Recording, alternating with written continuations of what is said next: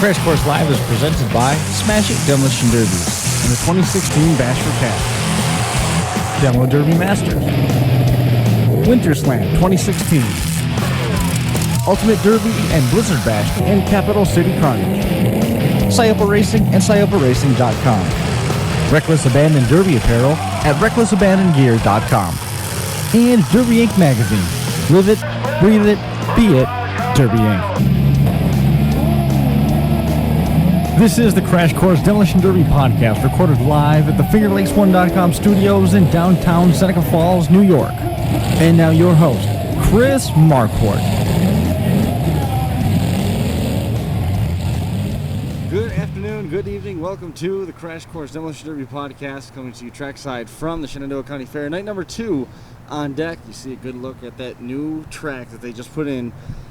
200 feet long, 80 feet wide. We've got a pretty good turnout so far for what we were expecting. About 8 or 10 mod cars at this point. A lot of 03 stubs with Imperial K-frames shoved up in them. You're on. Yeah, you're good. Oh, okay. Yeah, there's it'd be interesting to see. I'm going to be watching these cars and see how they look at the end of the night, see how they bend, or see if they bend.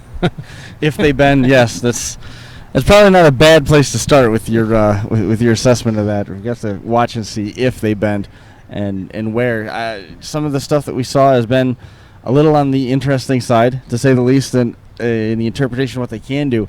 One of the cars that came in is running in the same division as the Imp sub cars, and there's virtually nothing on the frame in the front. I mean, they've done nothing. There's no plating. There's no shocks. So I don't know what trickery he might have up his sleeve or what confidence he's got. Perhaps it's just flatly full of concrete. I mean, he may be going that route. So it's going to be fun to see that. Billy Orndorff is here, your defending champion. He swept the fair last year. Sean Gokenauer winning last night. We got some more topics to hit on with that. Mark Wolf is here. That's one of the cars with the K-frame in it. Josh Orndorff is in. Josh Wilkins has already gotten through tech inspection with the cardiac arrest car.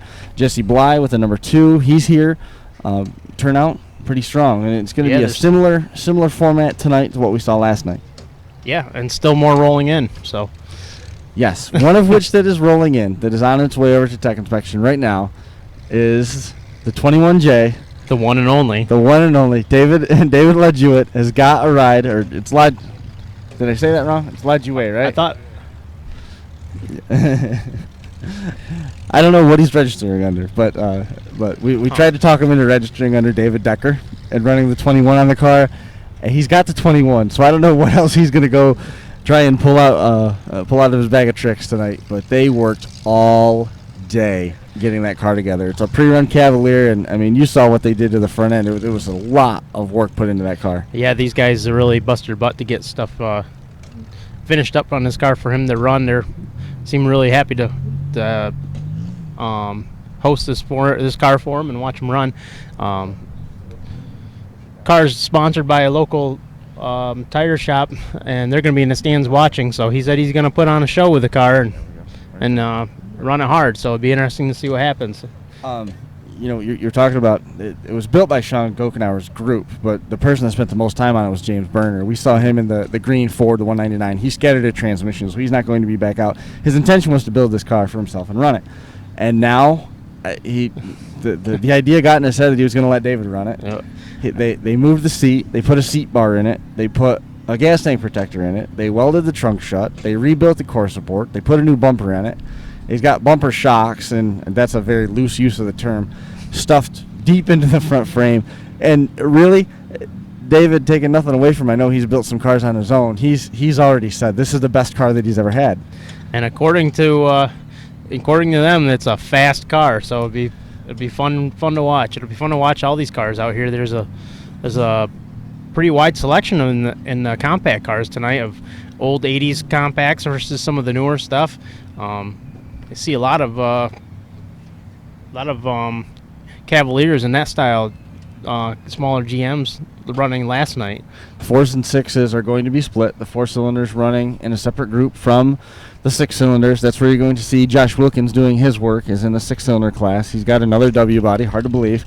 We knew he was going to be bringing that, but the motor that was in David's car is a 2.4 4-cylinder in that Cavalier. I believe so. And they said James has been in a lot of different cars, both on the road, off the road, and derby cars. And he said it's one of the fastest cars he's ever been in, which is, it's fun. It means you're going to be carrying a lot of momentum when you get into whatever you get into, but he's going to be in a division that's got some heavy hitters. To get back onto the V8s, I'm interested to see what's going on. The first, 6 cars in the lineup are all 4 cars in the lineup are all Crown Vics. 3 of the 4 are 03 and newer frames, starting as a starting point. 2 of them are leaf sprung. One is and 2 of them have a Mopar cradle in them, and one of them has a trans brace on it, and they cut the whole transmission tunnel out. So I'm kind of curious to see how all these cars work out here on the track and Bend. Right. We're also going to see a boxcar Imperial that's pulling up the line right now. David Klein's got a car here, and I can't identify it. I don't know what it is. I've seen the body lines before, but I can't remember where. I can't either. With the way he shaped the back end and some stuff on it, it's really hard for me to tell. And then Shane Hammond. He had a long day today. Yes. Shane went through. He's got the same LTD. Well, it's a Mercury. Yep. I think 4 years now he's been running. Huge difference. Yeah, he desperately wants his car to be finished off, gone, done, and over with. And no such luck the last couple of years. Today, he finally got it to a point where it was going to fire, started it up, and it was running terrible. I mean, it was just bogging down. It wasn't sparking the right way. So he goes through all the trouble and puts in a new distributor and fires it up again, and it's still running the same way. They checked the carburetor. They checked fuel delivery. It turned out that at some point the car got rained on, and there was about, I don't know, probably half-inch of water pooled in the bottom of the starter box, his MSD box. Yeah, they have a pretty unique setup to switch out car to car. They use it's a plastic electrical box, and they have a good seal system on those. They're made for outdoors, but there must have been a hole in the right spot or something that got left uncovered and filled it with water. And apparently, electronics just don't like water, so that ended up being the failing point. And luckily, they had another one sitting on a car. And end up donating it off of Sean's car, being that he's not running it here tonight. So they donated it off to get the job done on that car, so they can run it tonight and have some fun. We've got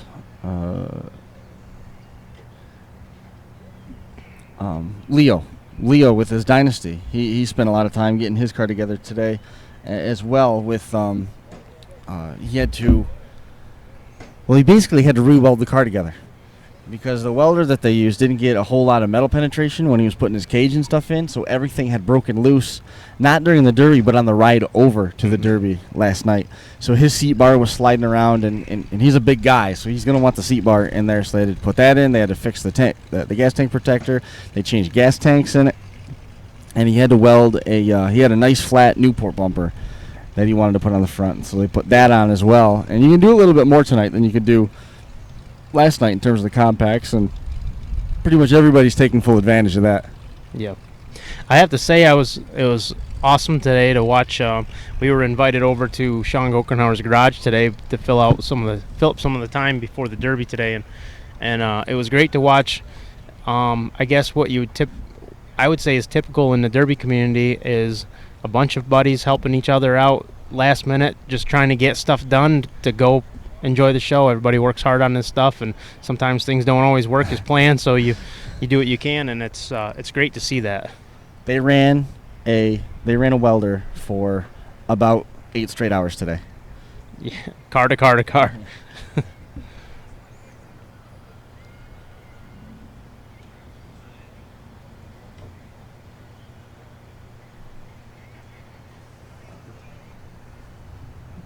He's in tech right now?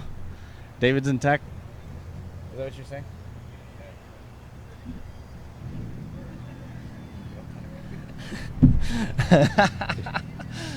Oh, man. Say again, please? We're live streaming. Crash Course Podcast. Crash Course Demolition Derby Podcast.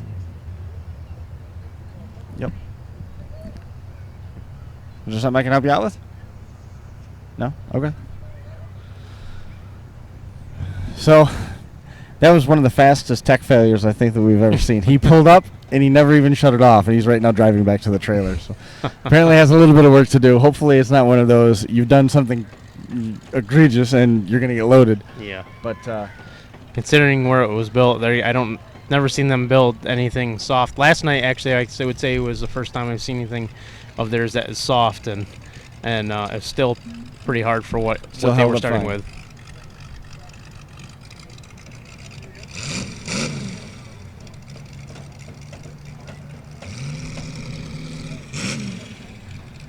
Another compact pulling up into line. You finally had a chance to look at Sean's Galaxy wagon. That is nasty. Yeah. There's no other word for it. That's just insane.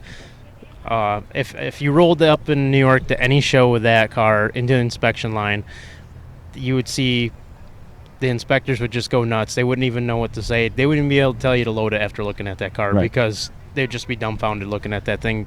Just unreal. It's got a Mercury frame, right? Mercury frame. 57 Mercury frame. 64 Galaxy body. Wagon body. Yeah. The 03 and newer front clip. And a 67 from the crush Imperial box forward. Crossmember. And a 60, push frame Imperial crossmember. And lots and lots of plate, thick plate, in the right spots. At one point, not just the right spots, everywhere. So that car is like everything on it is plate. Right. And very good welds all over. Everything is done to the extreme. They waste nothing over there. I mean, we saw pieces of old loader bucket being used as plate. Yep. And the ironic part on that build, though, it still has weak links on it, just like any other car. I mean, it's still running a stock spindle. Right. You know, it's not an aftermarket spindle on it. I mean, it's still running a stock spindle, but they're a good spindle. They're a reliable one, you know, so I don't know. It's an awesome car. Hammond's car is the same way. That's, you know, to survive. Well, he's been adding plate and plate and plate to keep it going. But there's no floor in it. No, there's no floor. There's a couple patches of sheet metal in the floor, but the frame rails are good, and that's all they care about. So you can't say that. You can't walk up to the window of that car and say, "Look at the holes," because it's just one giant big hole from the speaker deck up to the firewall. Yeah, there's no floor. plural. It's one big hole. Just one giant void.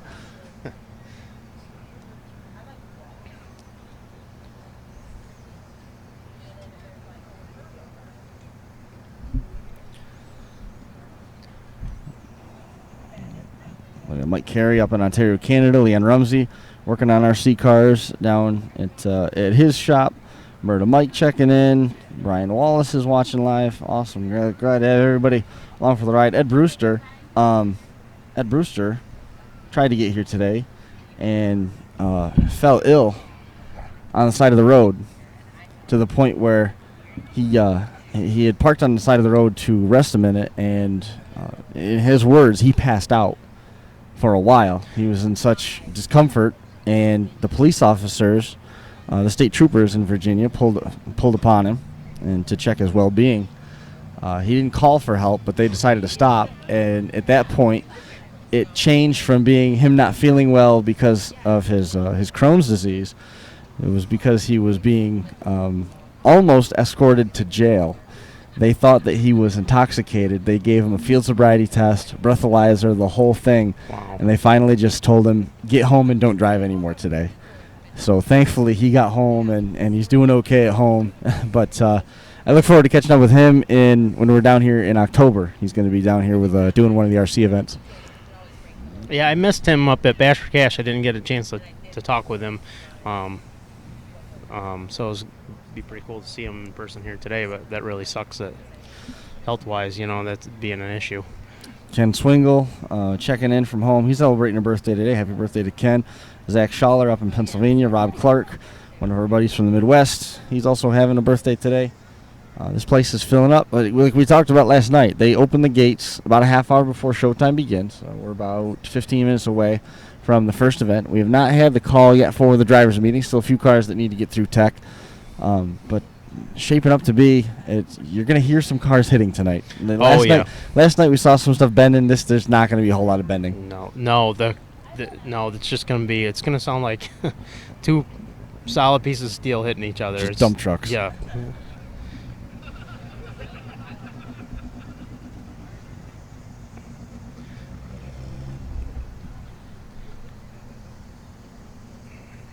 Even the compacts. The compacts. The rules on those are.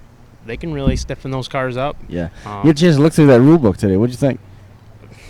I would love to come down here. I would have to get some serious experience under my belt to come down here and run against these guys.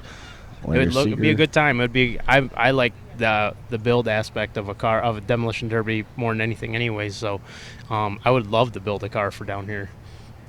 But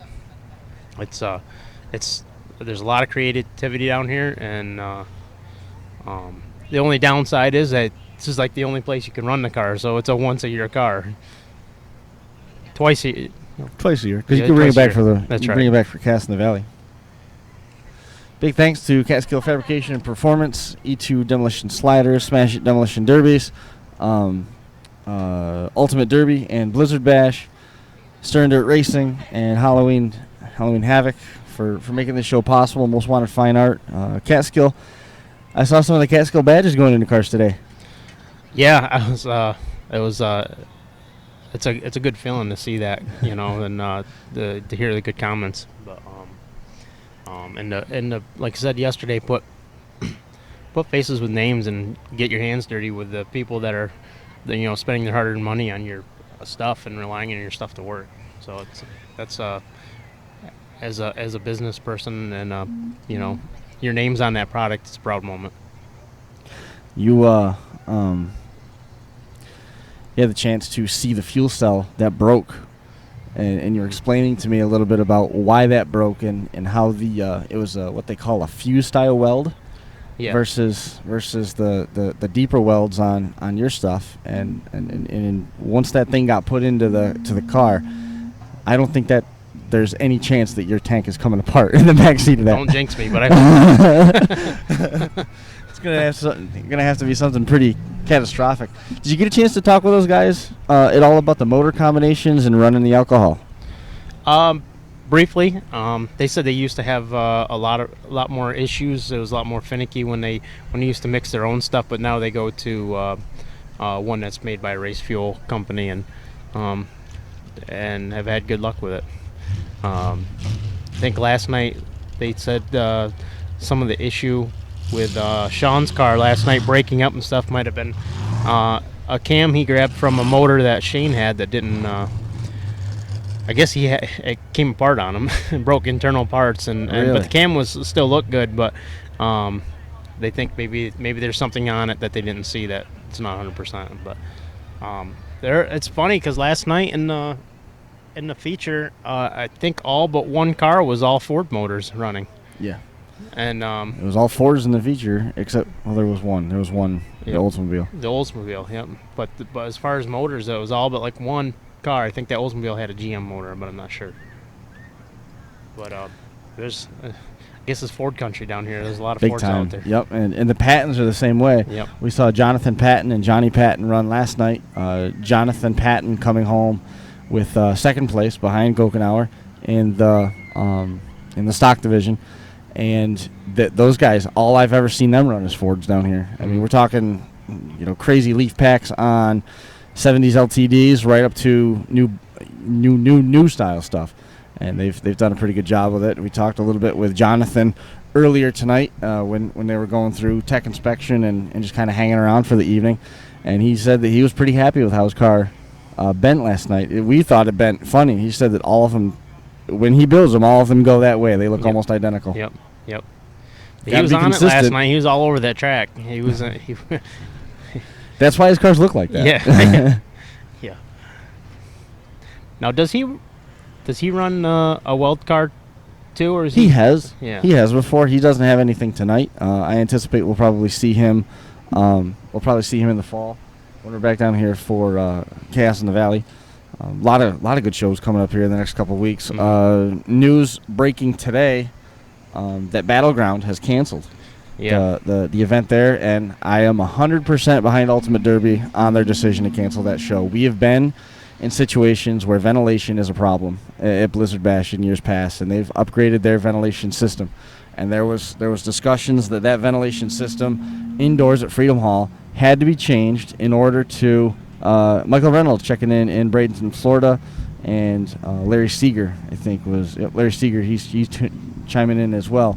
The facility, it's a situation where you're putting people in danger that you don't need to be putting them in, because of the fumes, because of the carbon monoxide situation. If the ventilation system isn't up to par, we've done it at Blizzard Bash when the ventilation was a struggle. Now, the difference being at Blizzard Bash was we had a little bit of an anomaly. The cold air was hovering so deep down into the ventilation vents from the outside that the hot air was trying to push up through it, and it basically caused a trap. Mm-hmm. So they opened up all the emergency exits around the facility and created a crosswind, and it blew the exhaust out that way. I don't know what this. I've never been to Freedom Hall, but they've elected to not do the show, and there's other things now. The ball's rolling and it's in the works, and I'm on board with it. I support them completely. I know there's a couple people that are disappointed. I'm sure that there's cars that have been started, but knowing Sam and knowing Ultimate Derby, they're going to come up with some sort of alternate solution in some way, shape, or form, more than just sending everybody's money back. I'm sure that's already happening too. Yep. Well, you have to respect somebody that makes a decision based on people's health and safety. Well, I mean, can you imagine being in the upper tier way up at the top? Like, let's say you're in the nosebleeds because you want to see the whole track and you want to see everything happen at one time, and the ventilation isn't good enough to get the carbon monoxide out of there. That's the first place that people are going to start getting sick, is up there. So they made the right decision, and I anticipate some more news coming out of the Ultimate Derby camp about Blizzard Bash and this situation as it develops. I totally see where he's coming from. I was at an indoor show this year, and there was times when the fumes or everything got so thick that you could barely see in there. I mean, once the heat was over, it quickly cleared from the arena, but you could. You're still breathing that in. You're still. Mm-hmm. On the topic of fumes, tonight we were over. Look at the big hot air balloon hovered over the Blue Ridge Mountains, over here off to our left. Todd's on it. He's a professional. I bet that's an awesome view from in that balloon. We were through the mountains. We went all over the Derby shop portion of Woodstock. What we didn't do is, if you go down this main drag out here, if you go back towards town and take a right and follow that road out to this obscure right-hand turn, there's this winding, twisting road that'll take you up to the top of one of the mountains, and you can see the whole Shenandoah Valley. You can see the lakes in there, and you can see all the communities and stuff, and it's just like hill and town and hill and town and hill and town, and they're just layered in on top of each other, and it's a pretty impressive view. There's the hot air balloon.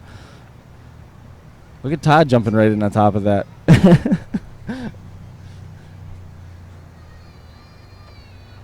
Have you ever been in one of those? Never. I'll never get in one of those things. Absolutely not. What's going on? How are you? No. What? Oh. Hot air balloon. Oh, no. I was talking about derby cars. I've done 2 so far. You've done 2 derby cars? What did you do? I did Frederick County and Jefferson. Nice. Jefferson. When was Jefferson? Last week. About 3rd. Did you do Page Valley? No. I see. I like running. Yeah. We just let everybody do Big cars, little cars, everything in one? it. Yeah, it's kind of an amateur. So what did you build? 4 days we did. Yeah. Cool. Old daily driver for 13 years. I thought he retired. Yeah. I guess that's the best way to retire. Right? Yep. It's the best. That's the way to do it. I felt like I had to take it out. Yep. Stands quickly filling up. Still awaiting the arrival of our lineup, so we can kind of go through a little bit of who's going to be in what and where and how they're going to do things. I know they've been doing a little bit of musical chairs with how they're going to run through the course of the night. It's starting to look like, with a volume of 4 cylinders, that we might end up getting 2 groups of those.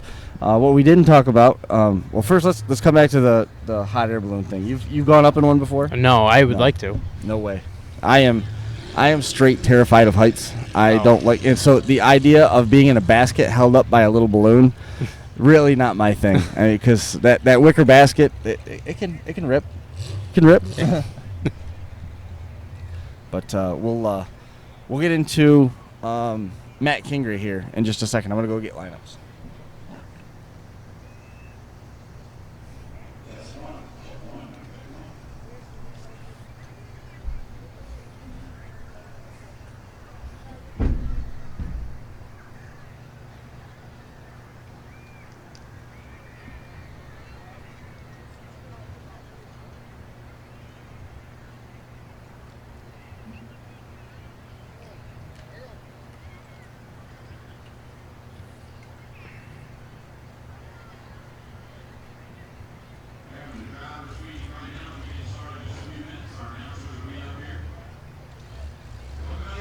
Somebody wants to live stream it, what they do on YouTube or?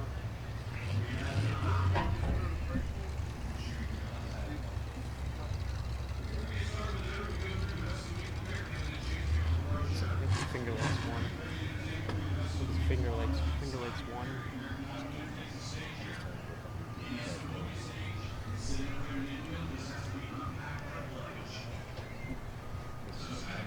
Yeah. No.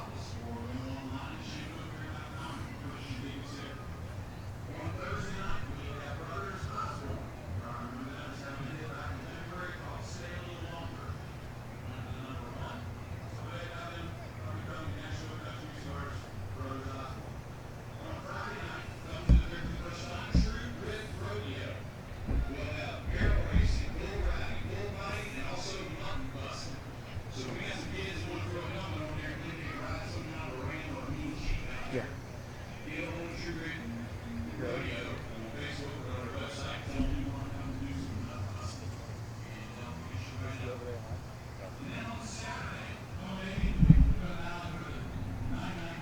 We were talking briefly about a couple things going on at one time, trying to keep up with everything. We were talking about Matt Kingry, and there's JC Molly's tuning in down in Florida. Everybody is watching from different places. Awesome. Good to hear from JC. And Bad Company, Tracy Smith, Bad Company Motorsports. Everybody's watching down there too. Excellent. There are a lot of Fords. Yes, we'll kind of expand on that right now with Matt Kingry putting the car together. He's a little underbuilt. I think he's right there with everybody else. Yeah. Yeah. He'll be all right. A little different than, like I said, he's a little bit different than a couple other guys. There's just a wide variety of builds out here. Different theories or different, what you have available, I guess. I'm not sure, what everybody's reason for their build, but there's a lot of variety between them. I think he's equally there with everybody else. We'll find out very soon. That's for sure. Yes, we will find out in a short amount of time.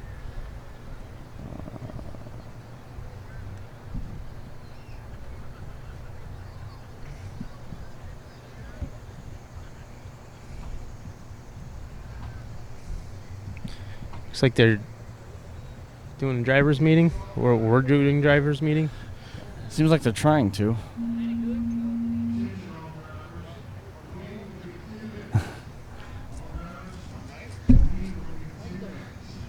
Jason Koch checking in from home. Good to hear from Jason.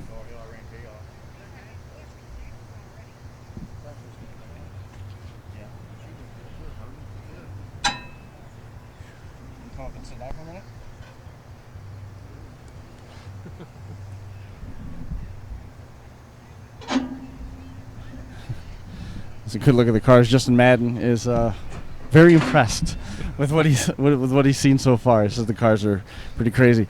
These gonna be rules for fair next year. Yeah, it's gonna be Broome County Fair rules next year. Please. Josh Wilkins coming to hang out with us for a little while. Good to see you getting around much better than probably the last time I saw you, I think, with the messed up foot. But you got the same car that was at Chaos in the Valley here tonight? Yep, same one. And how's your odds tonight? They're always pretty good. They are. They usually are pretty good. They're always pretty good.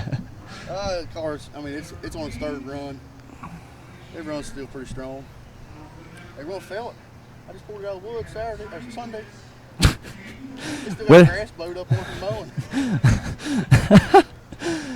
Way to plan ahead. Yeah. It's all right. But you've had a chance to look over the other cars that are out there. Who's got your attention? The first one in our line over there, that Robert Mahoney. He ran it last Saturday night over in Luade. Okay. Mark Wolf built that car and ran it Frederick County, Virginia, with the V8s, and he did really well with it. And Mahoney ran it over Luade Saturday night. Come down to him in another car, and it just got hot and cut off on it. So that car is really tough. How about anybody else? To be honest with you, other than him, I don't know anybody else in that class. No? No. Really?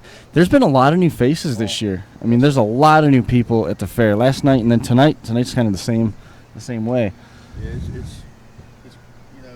in some aspects it's growing and the others it's not. What do you mean? Well, we're getting all these new faces around the county and stuff running. I've been to this is my 4th show in last week and a half, and I'm meeting new people.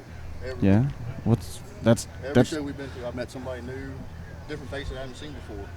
That's good for the sport. Are the car counts changing at all for these shows? Have you been to them in the past years? Are they, with these new faces, are car counts increasing, decreasing, the same? Just different people showing up to replace people that aren't? About the same.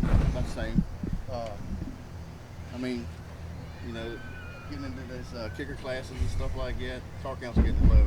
Yeah. But I mean, to be honest with you, it's a hell of a turnout here tonight. To be honest with you. Yeah. I was surprised because I knew of 8 cars probably coming. This is a good turnout for the fair? Yeah, for the fair, it's a really good turnout. I mean, I expect to see double this of chaos. So, I think I might bring. I've never ran a fresh car at Chaos or up here. They've always been pre-runs. I think I might bring fresh from the Chaos. Yeah? Another W body? Yeah. How many of those do you have now? I got about 10 or 15. That's all? Yeah. That's all? That's it. Getting back into big cars. Oh, really? Yeah. Oh, man. We're kicking it around again. I might take a 80s wire class to bash this year. Yeah? So, all right. About it. This was your first year at Bash for Cash, wasn't it? Yeah. So obviously you liked it. Oh, I loved it. It was nice getting up there.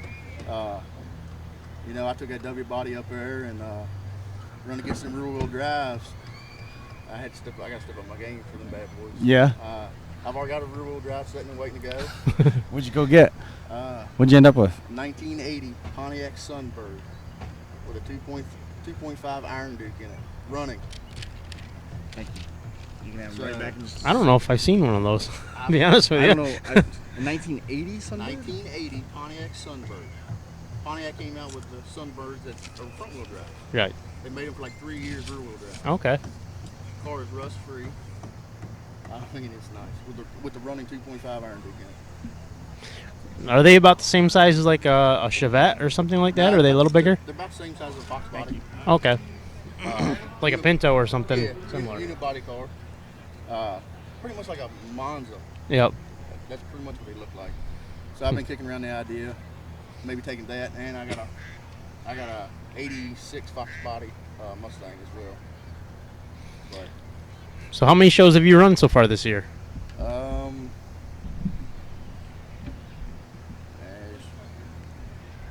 I think it's be my 9th show this year. I mean, we ran Friday night a team show over in Luade. Me and Matt Davison and Reese Alley that helps me a lot on all my cars. We went over there and it wasn't very good. As soon as we got there, one GM went into limp mode. Matt Davison was building a W body to take over there. On Tuesday night, it went into security mode and we couldn't get it out, so he had to take a pre-run Toyota Camry that we ran at a 4-banger show over there. And then we get over there, then the other car goes into security mode and wouldn't run on the trailer. So we ended up picking Jason Taylor, the promoter. He ended up letting us pick up Donnie Lane because he had brought a stock Ford V6 to run with the V8s over there. And I mean, he helped out a lot. I mean, we made it to the finals, and Ended up placing 4th overall. Transmission went out of the car. So Now, with these newer fuel-injected cars with all the security stuff on them, if something happens like that, it goes into limp mode or it goes into security lock. Or you have the computer or something to clear the codes or clear it out, or do you have to take it to dealership or? Well, there's a couple guys around the county here that are really good with them. Yeah. But I broke down for Bash and actually bought a computer for a 3100. I got it out of Indiana. The guy made it for me out of Indiana. It only takes 9 wires to run the car. Yep. And it got rid of all that security stuff. So you got the transmission programmed and all this stuff. So I got a system that I can put into my 3100s and run, and I never got to worry about that stuff. So I'm all fuel injected over at Carburetor. I mean.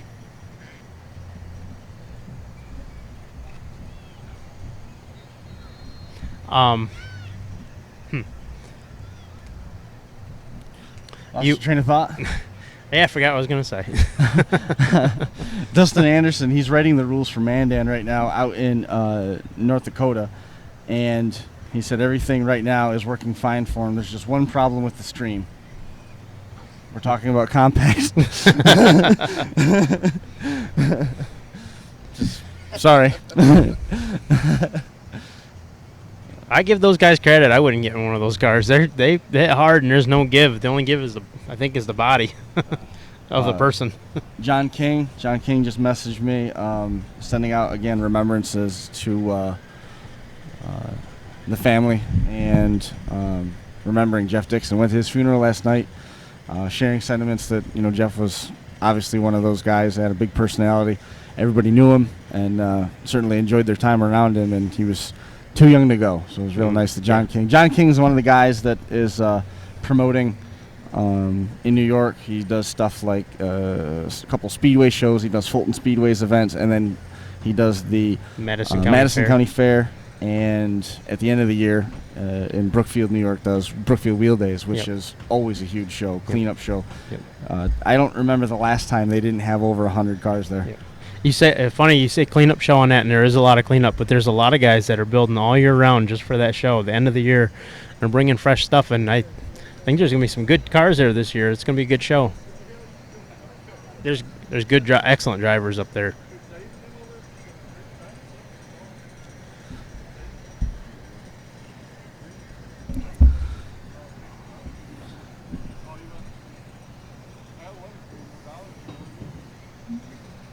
What's he got to do?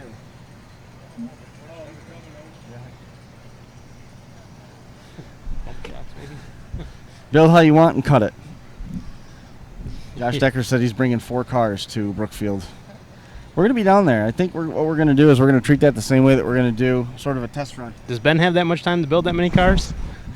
Yeah. Jerry does. Jerry does.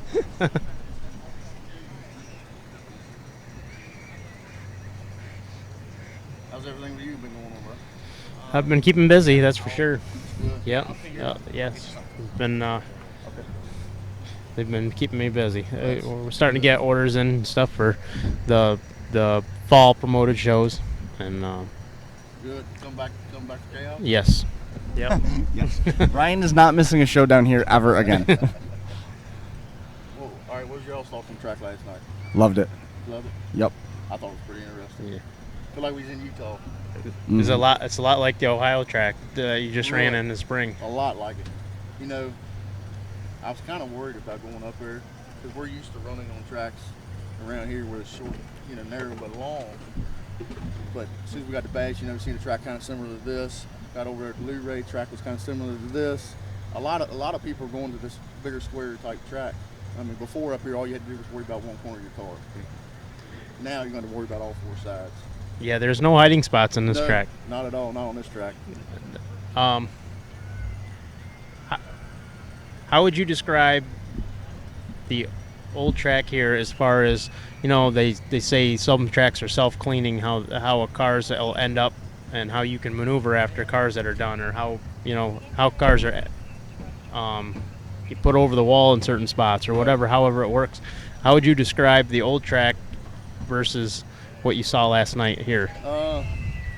The old track, it was pretty much, you know, if you got 2 dead cars in the middle of the track, you had to beat your way through to get to the other side. And the old track here, I mean, it was super narrow. But boy, it was fast. And I mean, that's what brought people here. But you know, I'm not gonna lie, I had my doubts. You know, seeing this, and before it was ever done, before we got here, to be honest with you. But I really enjoyed what I saw last night, and to get out on it tonight, I think it's gonna be fun. You think this is going to be a fast track, equally as fast? It looked like they were putting it down pretty good last night. Yeah, I think. To be honest with you, there's no water out there now at all. I honestly might go back there and change my tires. Cause I got a set of digger tractor tires on the front, and if it don't get a little bit wetter, I might have to change tires out. Put a set of slicks on.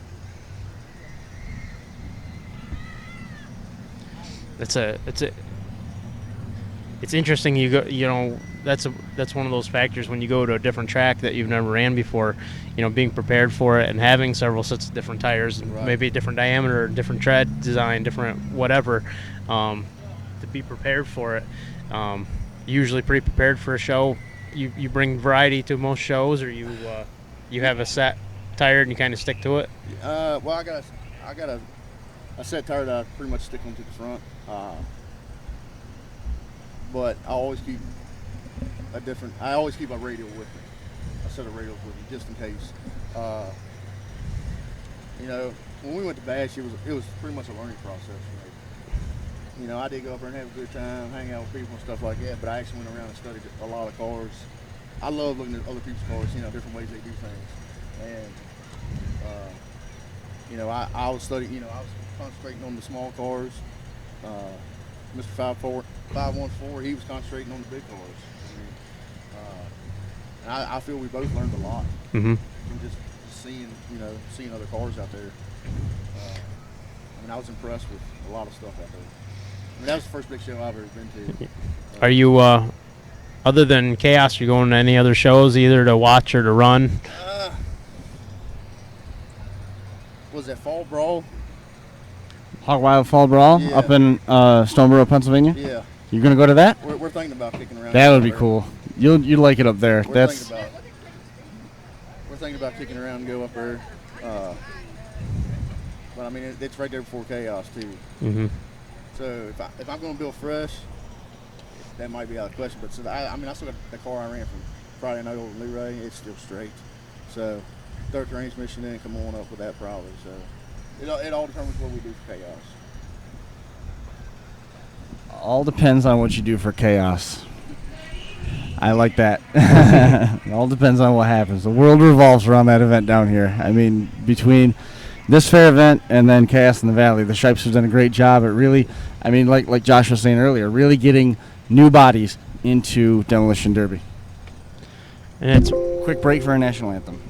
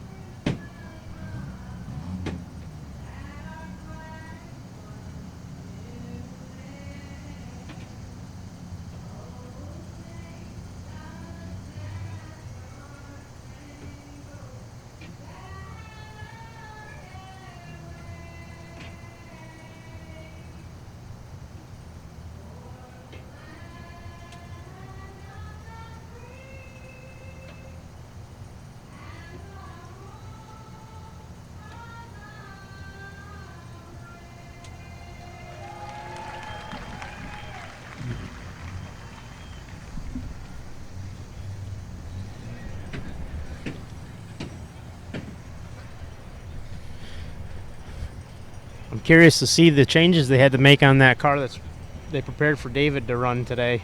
That that 4-cylinder. Not sure what they had them cut or what they had them. They're doing They're doing a lot of torching in the upper rear windows of the car. I'm kind of wondering if they had issues pertaining to those the gas tank protector. It looks like that's where. Yeah. It looks like that's what they're going for.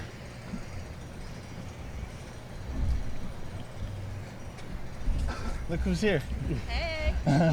Yeah, they were pretty strict on that rule. I mean, my car's a pre-run. Gas tank protector wasn't touching last year. It was floating. It's touching now. He wanted me to cut it out, cut my gas tank protector out. And I guess I cried enough and he let me come through with it. But I run them for safety, strictly safety. It ain't touching. There ain't nothing brace to it. It's just there. Keep that sheet metal off my fuel cell. Especially these little cars. Yeah, I see several of those little cars come off the track where the back bumper's about touching the back of your helmet. Oh yeah, exactly. There's a few of the stock cars last night that were pretty close to that too. They folded up. A lot of them folded up really nice, but they folded up quite a bit in general. Right. I don't think you're going to see that tonight. Yeah, I was pretty impressed. My little buddy ran up here last night. Cody Sumption. Yep. And he made me proud. He's took a couple hard shots out here. You can see that if you can see the barrier, they put a pretty good curve in that barrier. Yes, they did.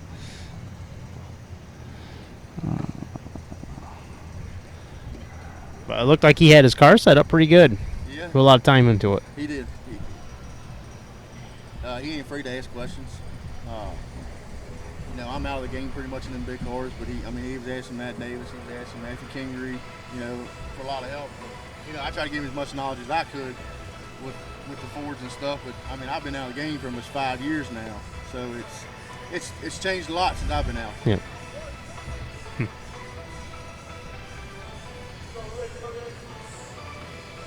Stands are getting packed again tonight. Yep. Everybody's here to see the mod cars go.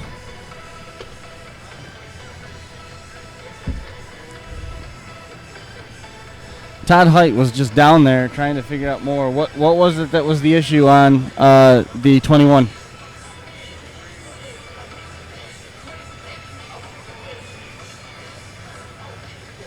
But the bumper stayed on?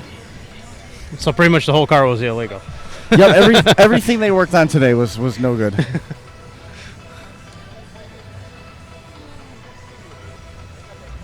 Okay. Yep. He said that how many times? He'll weld till the crack of dawn. And that's build how you want and cut it. That's what happens when you weld till the crack of dawn. It was 4 o'clock this morning For you? for me to get that little pre-run done. Stop building pre-runs. I had to get up and go to work. Stop building pre-runs. That's an easy way around that. Just build fresh for this show every year. I know. Run your pre-runs every place else. I should. But they won't pass a lot of words. I wish around here they stick to some rules. They're working on it. This is the first year that these guys have the second year that they've had the fair, Right. and they're trying to get everything settled down to a point where it's the happy medium. Because if you build everything just to one particular type of driver's needs, then the other driver's needs aren't satisfied. They're trying to find the happy ground, and obviously it's worked because we have so many new faces here. I mean, we can sit here and we can list off the guys that aren't here, but let's look at the people that are new drivers that have come out, and this is a lot of these guys that are first-time runners. Jesse Bly won in his first start last year at the fair, and he's back.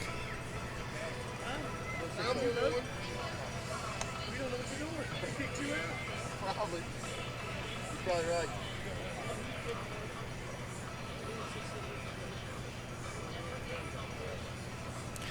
Did you one and done of each? Okay. Okay. So So who goes first? Then who? So we'll see you later. Yeah, I better go get ready. You better go get I want to give one shout out to Cardiac Arrest. Yeah. That's our team. It's family oriented, and we have a good time. We've got a lot of sponsors to help us out, so it's great. It's Dave Alley, Tina Alley, Reese Alley, Matt Davis, Matthew Kingry. Me? So, I'll come right Good luck, everybody, man. Yeah, you too. Thank you. Yep. good seeing you, man. Yeah, you have a good one. Good luck.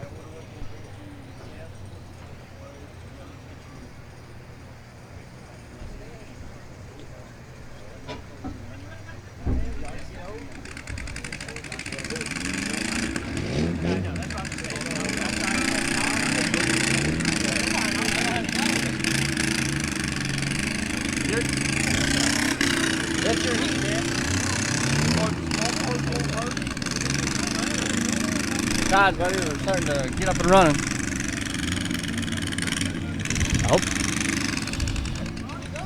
I was confident that that was not ending well, the way that gentleman just came up to the table and said, "You and me got to talk," and I'm like, "We're going to do this right now. I'm not sitting on it." But turned out it wasn't that big of a deal. Yeah, usually that approach usually is it's definitely an attention getter either way.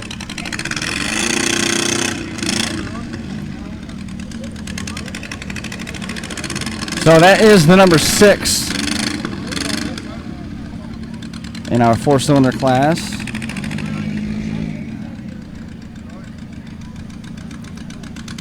That's Ronnie Hinkle. We saw him yesterday in a mid-90s Lincoln in the full-size division. And now we see him tonight in... Is that a Cavalier? What is that? It looks like a 4-door Cavalier. Ronnie Hinkle's from Edinburgh. Jesse Blige, your defending champion. He's got an 88 Cavalier. He'll be in car number 2. Behind him, Colton Poston from Woodstock and 1022 1992 Accord for him. Jeff Ritchie from Timberville. 92 Cavalier. 96 Mitsubishi, the car of choice for Hinton's Keith Simon, number 51 on the roof of that. The 31 is a 1991 Subaru. Chad Kuykendall. Ricky Kibler from Fort Valley is number 69. He's in the 99 Accord. Tony Wetzel from Woodstock is in the 13X. Rusty Lineweaver from Edinburgh is in the number 799 Sunfire. Chris Rittner from Stephen City in number 88. That is the 96 Kia. The 69W is Mike Williams. He's from Woodstock. Caleb Day is in the number 21. James Spain in the 617. It's a 1996 Camry for him. From Herkimer, New York, driving the number 21J, David LaJewett. He got through tech. And Cody Fadley. In the 20XX, it's 1992 Dodge Shadow. One and dones. The order of the night, front to back, all of them are going to be one and dones. So for the small cars, the 4-cylinders, the 6-cylinders, and the 8s, they put it to a driver's vote. They wanted to do the one and dones for everything, and that's what they decided to do.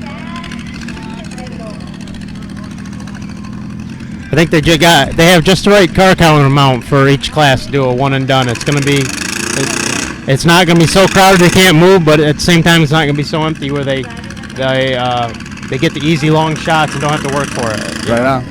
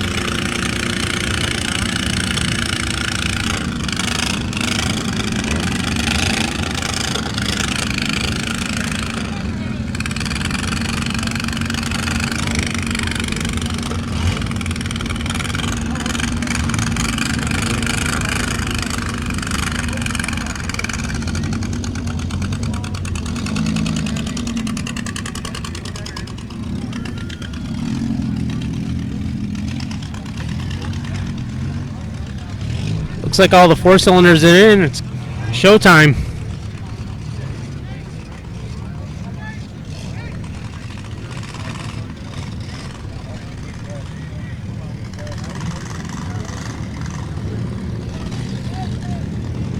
So we got them rolling around. Oh boy.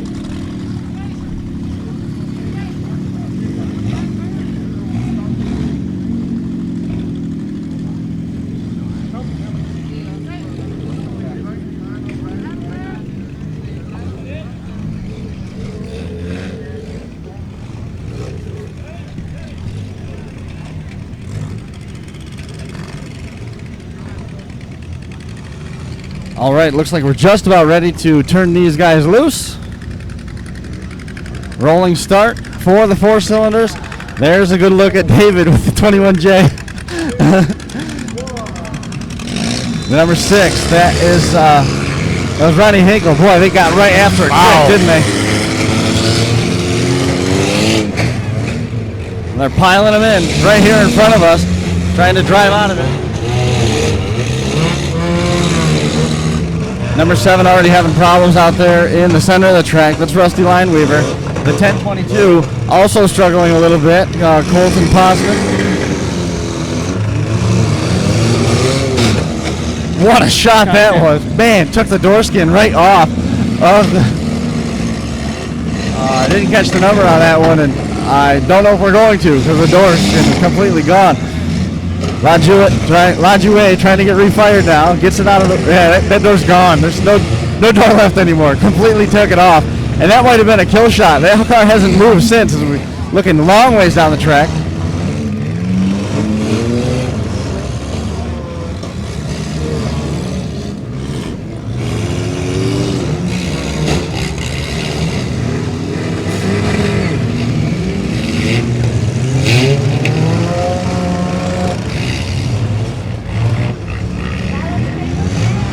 That was a pretty good wheel shot. That bumper looks like it might be stuck up inside one of the other competitors.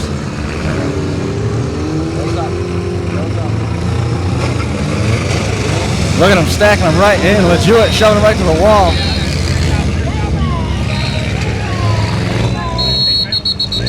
Red flag on the track.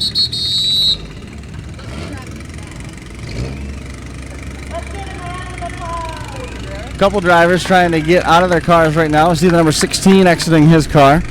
Jeff Ritchie right in front of us, the number 7, able to get that refired. Real tall intake on that. Got the breather way up in the air under the hood of the number 7, Rusty Lineweaver. The 69W of Mike Williams from here in Woodstock. Back end shoving in on his Honda. What do you think of David's run out there so far? David's running it hard. Yeah. Running it plenty hard. Very fast-paced run out here, really. Back end's really been opened up on the number 69 car.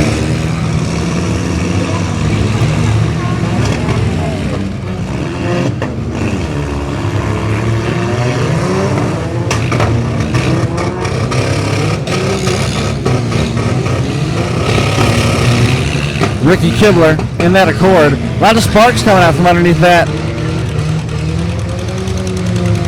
Lajoie hit on the left front tire. Grabs a hold of it. Thought he was going to go after Jesse Bly. Didn't take him. Looking for wheel shots. Driving it all over the place. There goes the 69, piling it down the track. Does not take any real shot of consequence. Did catch up with that black car down at the top end. Here comes Lajoie. Another wheel shot. Great lick right there. And he's going to get hit from behind now by the number 617. 617 is James Spain. Jesse Bly doing a pretty good job in car number 2. Grabs the reverse gear. Front bumper starting to dump now. On the number 21J.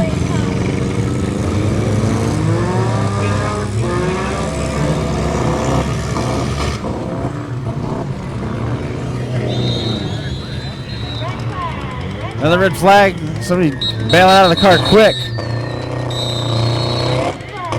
Pilot of the number 617. We just talked about James Spain. He was doing a nice job. Now he exits the car quickly.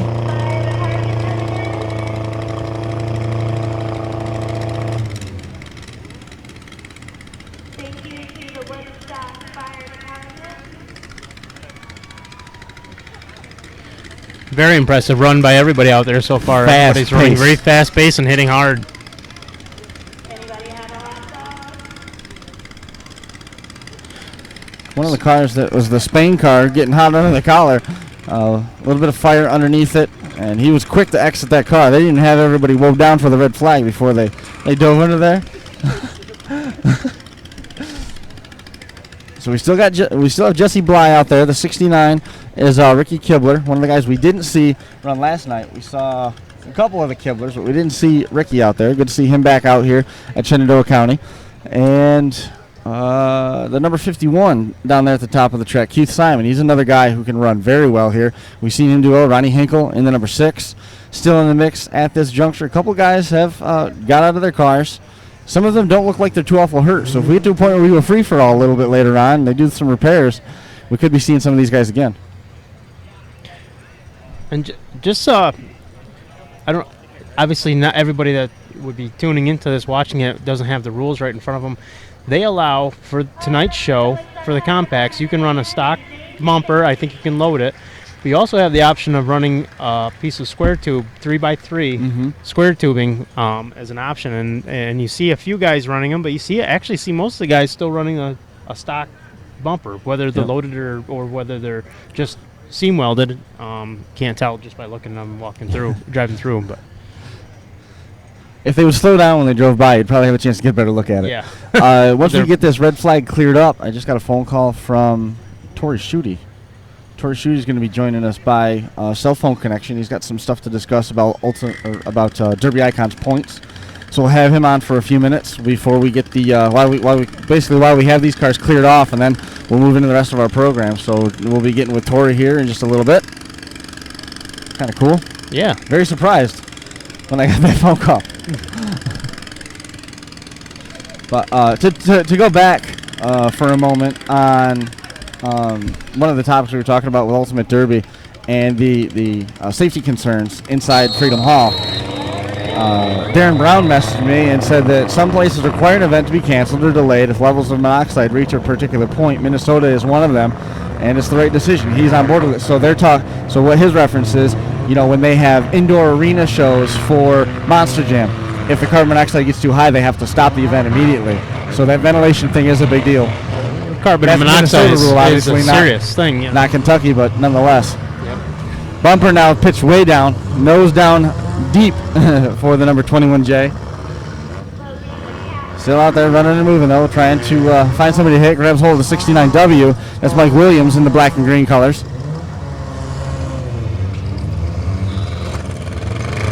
Lajoie now hitting basic. Oh, he might have just lost the transmission.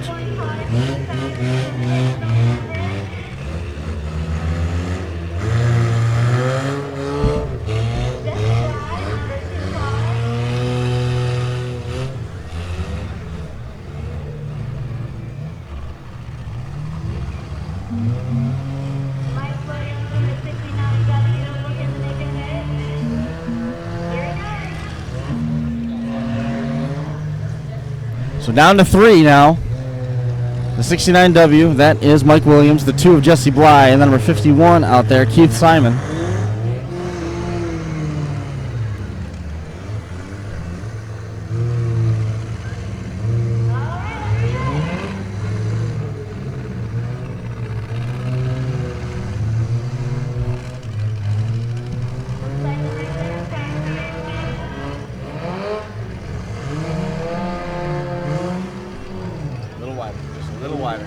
Little wider. Keep going. Just like that. Good. Just like that.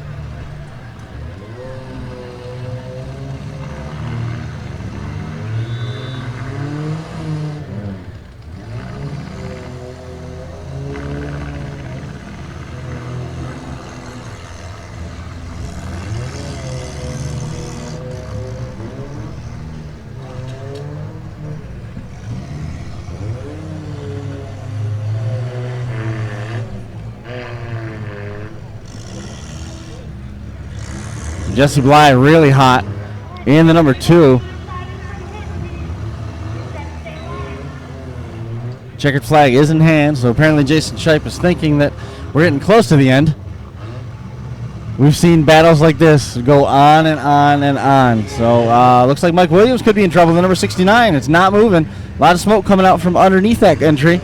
Jesse Bly trying to keep the number 2 running and driving.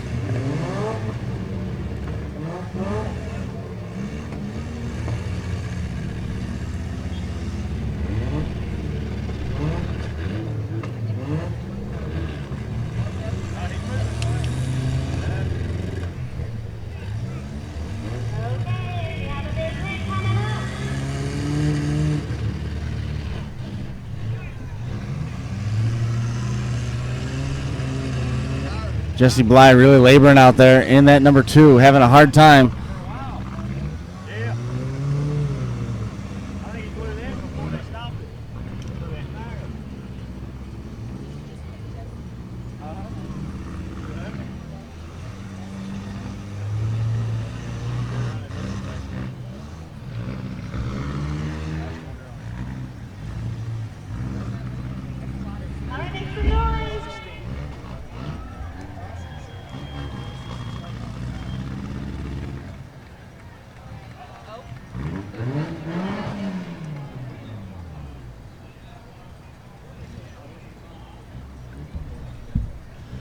Still green flag conditions. They haven't come to a stop. We see Jason Shipe down there overseeing it. And Jesse Bly able to lurch the car forward one more time. Makes contact with the number 51 of Simon.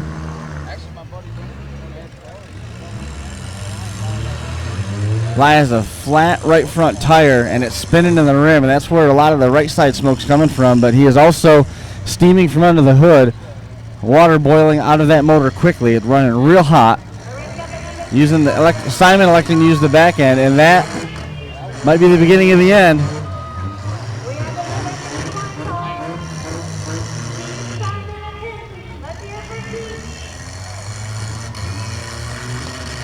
Jesse Bly, look at him trying to wheel that car forward.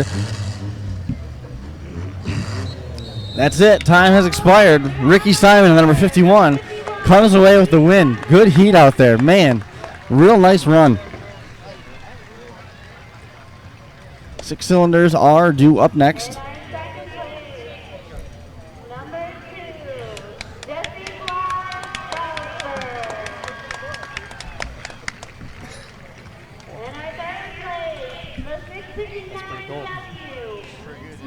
That's awesome. He's got to be happy.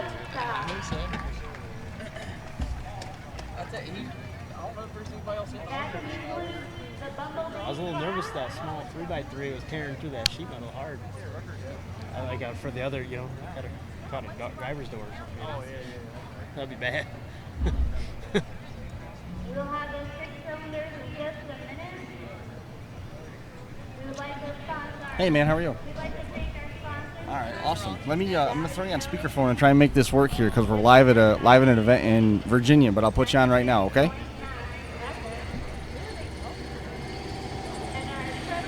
All right.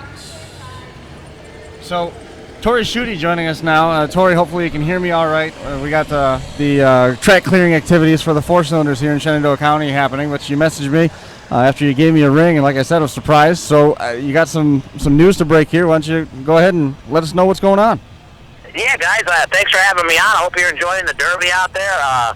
Just getting ready to announce probably tomorrow I'm going to go live and announce my big series for next year. We're going to step it up. Derby Icons paid almost $300,000 out in the past years. Next year, I'm trying to set up a point series where we can pay our drivers almost $500,000. Oh my! That's what I'm shooting for, and that's what I'm trying to do. What I'm going to do is I'm going to set up a $50,000 to win point series next year. I'm putting the $50,000 up. It's in the bank. It's ready to go.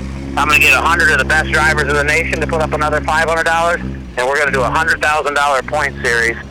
And we're going to pay out $50,000 to the winning driver next year. All he's got to do is run his 3 best shows up there against the rest of the drivers in the nation, and he can go home $50,000 richer at the end of the year. That's crazy. $50,000 for the points championship. Is it going to be the same? Going to be the same schedule as what you've had in the past with going to Hot Springs, Spring Explosion, Mayhem, and then the fall show? I'm going to have some changes. I'm going to switch some shows around next year. moving some shows so I can accommodate different things, but it's going to be pretty close to our regular schedule. We're going to add some other things in, but I'm staying in the heart of my area. I go to Arkansas and I go to Wisconsin, Illinois. You know, I've been looking at other places in the Midwest, looking at Missouri area, Kansas area, Nebraska. I've been looking at Indianapolis. So I'm going to add some other events, and I can tell drivers just about anywhere you are in the nation, I'm going to be doing a show there next year. I'm going to have about 5 to 6 shows to pick from. There'll be 3 shows that'll be point and a half, and those will be the shows you really need to win. But yeah, at the end of the year, you could cash out. And here's how it's going to pay down. It's going to pay $50,000, $20,000, $10,000, $5,000, $2,000, $1,000, and $1,000, all the way out to 17th place for 2017. That's awesome. So there's $100,000 going out to the drivers. I'm going to get some money from a big vendor, and what I'm trying to do is basically put together a nice series next year so that I can go out ahead of time in August and sell this series to some other big advertisers. I want to be able to get some more money in the driver's pocket. I want to hit that $500,000 to the drivers next year, and I need this money up front, ready to go. I need the drivers on board. I'm on board. The money's there. I can go to a big sponsor and say, hey, we already got $100,000. What are you going to bring to this? And that's how we're going to be able to lock some of these shows up, some of these series up, and some of the big money that this sport deserves. I mean, this is sort of a silly or afterthought question, but what's your take on point series? I mean, we've seen them work, we've seen them struggle. What are you doing different with yours in order to, besides money, in order to make it possible for the drivers to follow all of it and be part of all the shows? I like what you're doing with selecting just 3 of the events. Can somebody run 4 events and take their best 3 submitted for points the way that some of these other national tours do? You can absolutely do that. We're just going to have you put up your best 3 finishes, so you can run all the shows. You can run all 6 shows, and that'll go into any type of tiebreaker as well. Mm-hmm. So you might have a couple of guys that get, matched up on points, but one guy ran 6 shows, one guy ran 3. That guy with 6 shows, of course, is going to go home with that money. But it's going to, and I think the difference in the other points is it never really put enough money towards it. I paid a $3,000 to point series. That's not going to get it done. That's not going to get these guys out to every single show. $50,000 at the end of the year, and the guy that wins Mayhem's going to be in the pocket to win that 50. So he could win 20, maybe even more at Mayhem, turn around and cash another 50 at the end of the year. We're talking about enough coin that some guys can start doing this for a living and make a nice living at it. That'd be huge. I know that would be that's life-changing money for some of those guys. More than I make. When is the entire schedule going to be released with this, or we got to wait a little bit before we find out when the events are going to be? I'm going to tell you that if you like the Derby Icon schedule as it is now, you're really going to love it when I come out with my full schedule of events. But I'm going to ask the drivers to trust in me, that they're going to love my cycle or my series just like they always have. Sign up with me, commit early, and here's what I'm going to do on top of it. You commit early, first of all, you're going to get half price for all your entry fees next year. So you'll recover your $500 between Spring Explosion and Razorback Rumble. Mm-hmm. And just on those 2. So I'm going to give you half price entry fees for the year. You're going to save that. You run the 3 shows, you stand a pretty good chance of being in the top 17 and getting $1,000 back at the end of the year. On top of that, if you sign up, and I'm only looking for the best drivers of the nation. I don't need local yokel guys, and I'm not trying to say they can't run the point series, but they're not going to be the target when they come either, because they're not going to have that $50,000 points on their back. So those local guys can still run, and they're not even going to get picked on. They're going to be kind of like, hey, don't worry about those guys. Right. Yeah, they ain't running for the 50. Right. So it's going to work out for them too. But I want to put the best of the nation up against the best of the nation. There's nothing better than watching Markley and Zisman battling down with Whitaker and Dick Whaley Jr. in the back. And that's what I want. I want the best of everywhere in the nation, and Canada, of course. Don't let me forget my brothers up there. But I want to put them all on the track, and I want to put out this point series and make it really worth something. Make it really worth freaking taking home $50,000 at the end of the year. That's a remarkable point fund. In terms of what the builds are going to be to keep from burning drivers out, are you going to kind of keep things on the stocker side, limited weld? Are you going to go full hard cars? What's the plan there? So glad you asked. You're going to have to be able to build and drive in every one of those.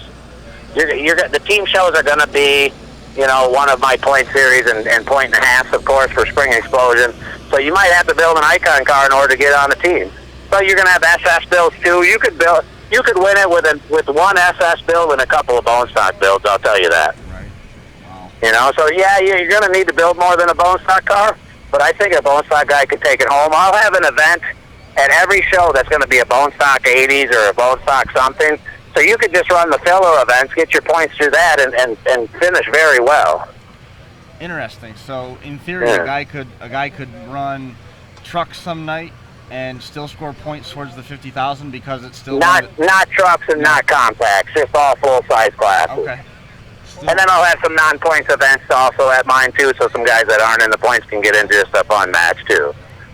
But if I get these drivers all locked in and I get them good to go, it's going to give me the power to go out and get them even more money. It's going to give me the power and the backing to go out and sign the deals that I need to. And that's why I'm putting up the $50,000 in advance. It's in the bank, on deposit, good to go. On top of that, all the drivers that sign up from September 1st this year to October 1st, I am going to draw one of those names out of a hat. So out of 100 chance, and I'm going to give away a beautiful running, driving 72 green Pontiac. You've seen it in my pictures on Facebook. That car will be given away to a random driver that just signed up for this show. Wow. So are you or the series, I should say, not show. Series. Are you capping it at 100 drivers? I'm not going to cap it at 100 drivers because I'm going to need to balloon up for a couple of different shows that I have planned for next year. Right. So I may take a little over 100 drivers, but I'm really looking for the best 100 drivers in the nation. It seems they know who they are. It seems like you've put a lot of thought into this. How long have you been planning this? This is obviously not something that just comes together overnight. No, I've been putting this together all year. I've had kind of a rough year. Our mayhem count was down. I mean, spectacular show, but my counts have been down. I've been trying to really brainstorm what I need to do, and this is where I think I need to take it. I want to lock up the best drivers, put on the best shows in the nation, have the best of the best competing against each other, both bone stock, SS, and the full icon build. You know, we put on some of the best shows we've ever had in the nation this year, and I want to take that to a big sponsor. I want to take that to some bigger venues, and I want to blow this sport up like it's never been blown up before.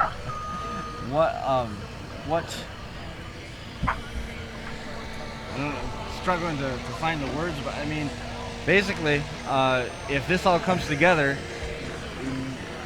how close will it be then to maybe landing some sort of TV deal with it?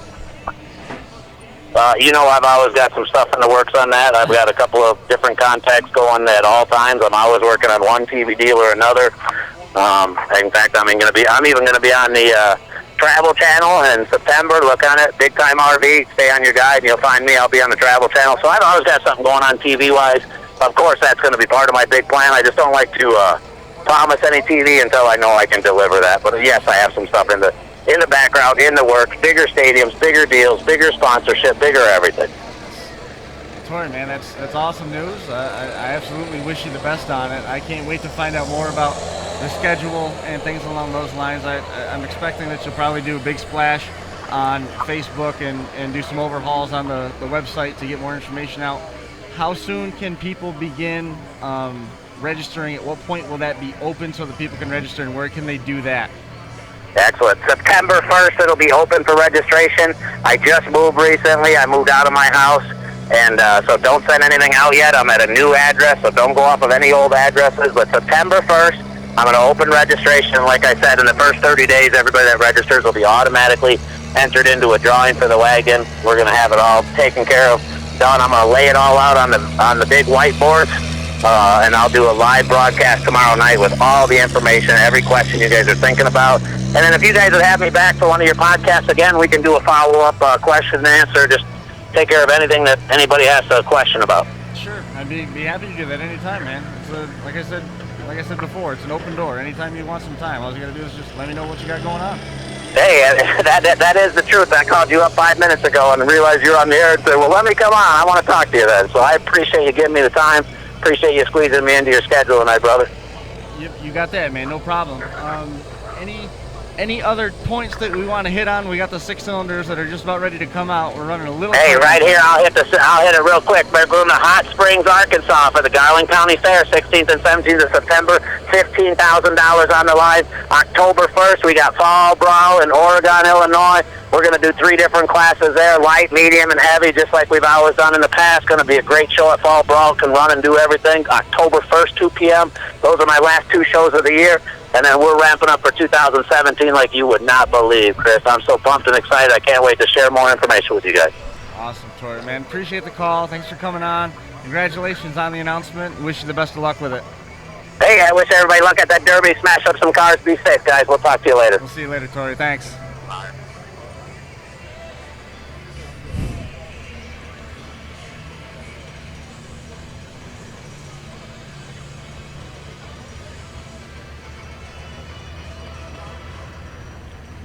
That's pretty awesome.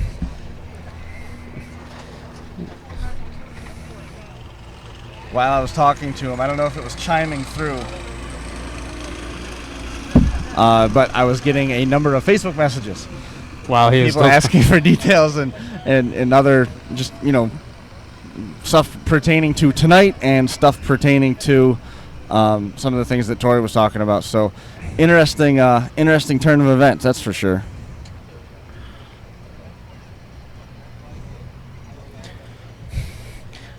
So just catching up here, about ready to bring the 6-cylinder cars out. Yeah, $50,000 for the points championship, $100,000 total on the table, and yeah, not too bad. I like the element where you can drop particular races. I've always been a fan of that. NHRA, their Sportsman Series does that. They have 24 national sportsman shows, but you only count points off of like 6 of them. Yeah. So I mean, if you want to spend money hand over fist, you can go run all 24, and your best 6 finishes are what's going to count. But if you only have the budget to run, 6 or 7, you're not going to be penalized. Right. I'm kind of curious to see if some retired drivers will come out of the woodworks Right. and run this, or how many current drivers are going to have to change their game, or you'll see, money talks, There's money. There's a lot that remains to be seen. Yeah. That's for sure. A lot that remains to be seen. 6 cylinders, the next order of business. Again, we're doing 3 one-and-dones tonight. There are the 6-cylinder cars, 10 of them registering for action. Joe Ritchie is going to be out there. Roger Mahoney Jr. is going to be in the number 30. It's the 94 Lumina. C.K. Ray from Timberville is in the 573-89 Buick. Brian Andrews from Mount Jackson is the number 86. The number 22 is Alex Marston. Josh Wilkins, we had him on for a little while. He's from Tom's Brook in the 11X, the cardiac arrest car. Travis Landaker is in the number 11. It's the 93 Oldsmobile. Billy Click from Dayton will be aboard number 20. Jason Rexroad in the number 918, and Leo Santoyo in the number 55. It's 93 Dynasty, one of the cars that we saw a lot of work being done to today. So a couple of those were extra point and a half shows, Tori was saying, on the schedule. I'm anxious to see what the schedule is, because one of the, he hit on it, wasn't enough money invested, and I've always thought that with these point series things, if you don't let the cars build hard enough, while it is exhausting to build one, you burn the guys out. We noticed that in Pennsylvania. You burn the guys out, and then especially if you got multiple different build rules, depending on how that is positioned, you got to make sure that you time your schedule right so that you don't stack a bunch of heavy build shows on top of each other. If you're coming off of, where these guys are getting their stuff wore out, they can't rebound fast enough. I think you'll see if whether guys take a fresh car to every single show and run every single show that's available, or will they have a good enough pre-run car to continue Depends on? on what the rules are. Yeah. I mean, how lucky is any of those drivers to be in the hunt for a giveaway 72 Pontiac wagon? That was pretty sweet. I mean, that's why not? Yep. Sure. I'll find even if space it's not in my your house. car. You're gonna. It's an awesome gesture, awesome deal. Anyways. Anytime you get a free car. Oh yeah, it's not a bad day. We're giving some cars away at New Year's Eve, man. Did you hear about that yet? I heard something briefly. What are you giving away? How's it working? You buy your dinner ticket. Your ticket's $280. It gets you dinner for 2. It gets your hotel accommodations for the night. It gets you open bar for 2, and it gets you champagne toast at midnight for 2. When you come in, you get a little ticket for door prizes.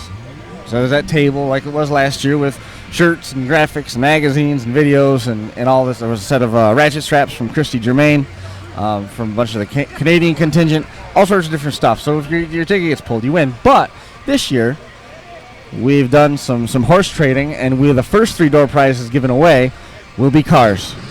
The first one is a 1988, if I remember right, Crown Vic. It's a black car, black frame car, no rot, steel bumpers front and back, runs, drives, moves, no title, no cats. Not bad, right? No. And we've got a compact that we're working on with Josh. We got another compact that we're working on with Jake Sherman. And there's also been talk that perhaps we'll get a second vehicle from Gully, and it'll most likely be a truck. So the first 4 door prizes given away are vehicles. Come with trailers. And then after that, late in the night, similar to what we did with Brad Tice last year, we've got a beautiful car with Aaron Bunce that's going to be raffled off. You're going to have to buy separate tickets, one for 20, 3 for 50, 10 for 100. Is how that's going to go. And obviously we've been busy the last 5 nights getting everything ready to go.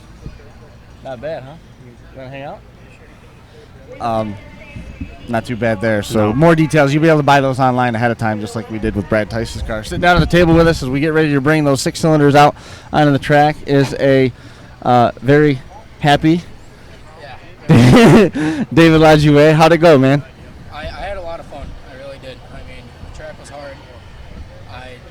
I just went out to make jumps, so that's what I did. The bumper that was on the front of that was ripping through sheet metal, man. You were driving that thing hard, and then the bumper dumped at 90 degrees. It dumped at 90 degrees and pulled the whole top rad support down with it to the ground.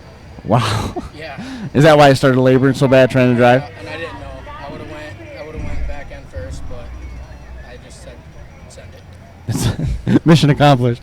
Everybody coming away with 4th place. You pretty happy with that? Absolutely. Did you have a shot at winning it? I could taste it for a minute. Could you? There on the red flag, I looked at the official, I said 5, he said 5. So then I started to taste it, and I made one more front end shot. And after I made that last front end shot, the car shut down and wouldn't restart. Just look at the cars. That's all. Just we're looking at dirt right now. Just swing it over to the car so we can see the 6s. Take me through the run. You sort of set a tone when you full tracked the red car right here, and he never moved again. It was a kill shot. Yeah. Yeah, I don't know. I was just hitting them and taking off. Shot placement was good. You were finding front wheels, man. Had a nose for it. Front tires.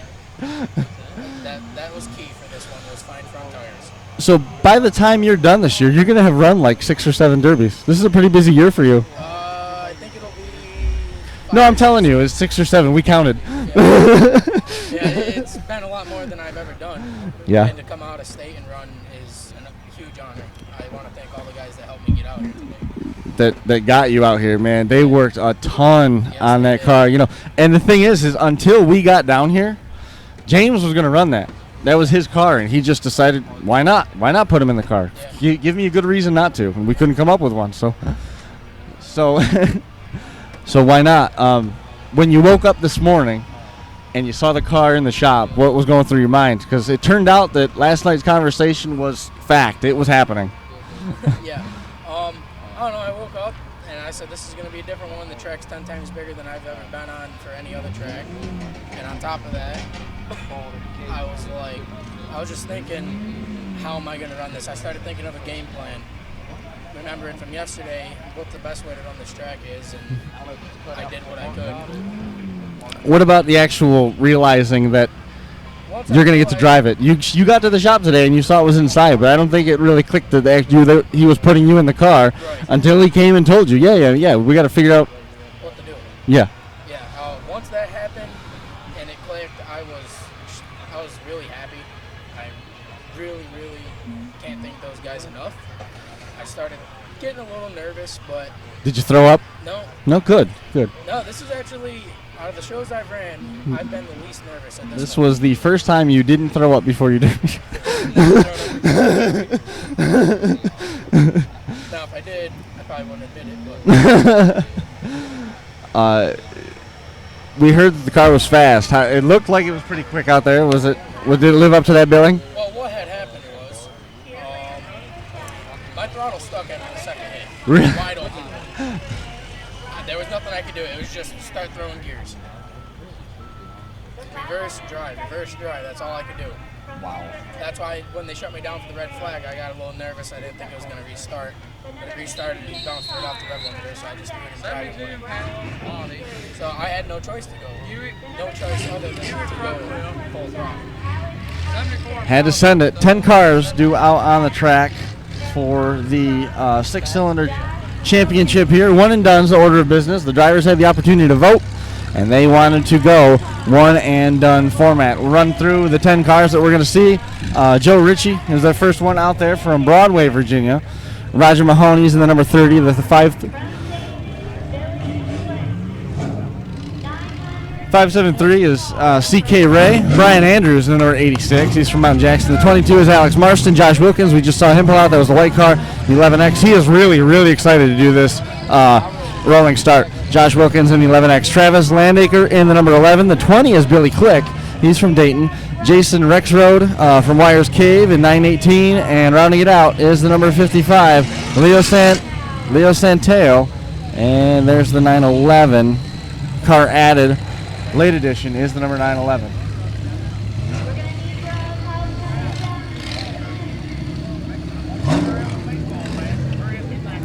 Leo Santoyo, the Dynasty, had a lot of work to do today.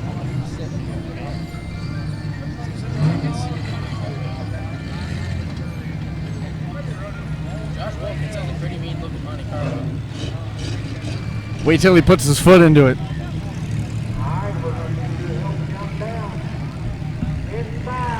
Did you see the J.C. Molly's fan over there?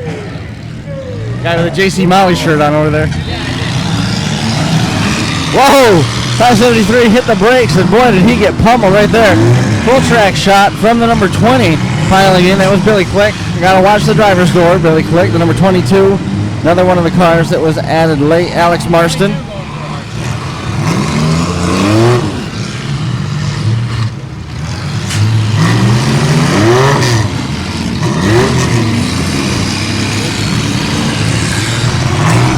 The old throwback style paint job on that 86 wagon. That's old Derby right there. It's like from when I was a kid what they looked like when they pulled in the track.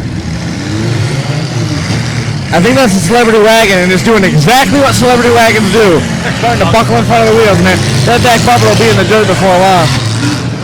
Number 30 has the right rear wheel ripped, the left rear wheel rather. Roger Mahoney Jr.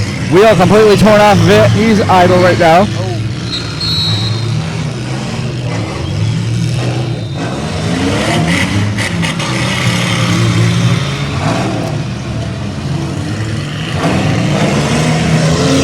Leo doing okay with his Dynasty. That's number 55 in the middle.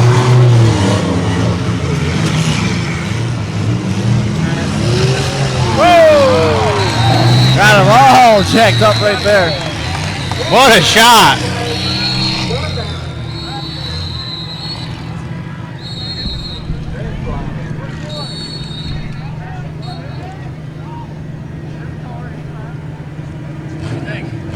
Awesome job, buddy. I tried my best. You did good. You did really good.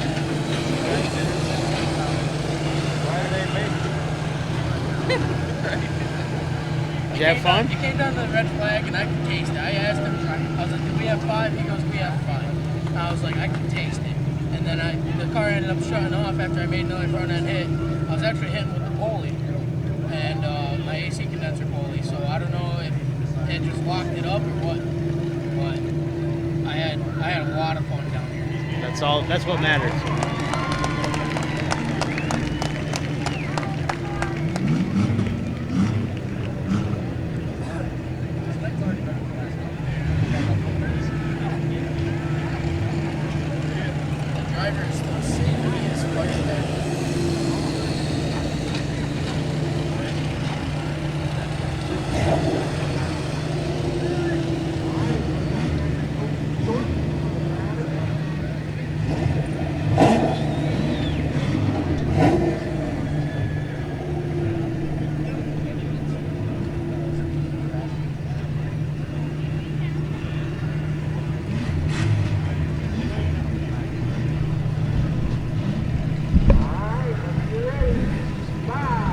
Green flag about ready to come back out after the rollover. Able to get it back on its wheels and possibly even get it to refire. Yep, up and moving. That was the number 20. Billy Click.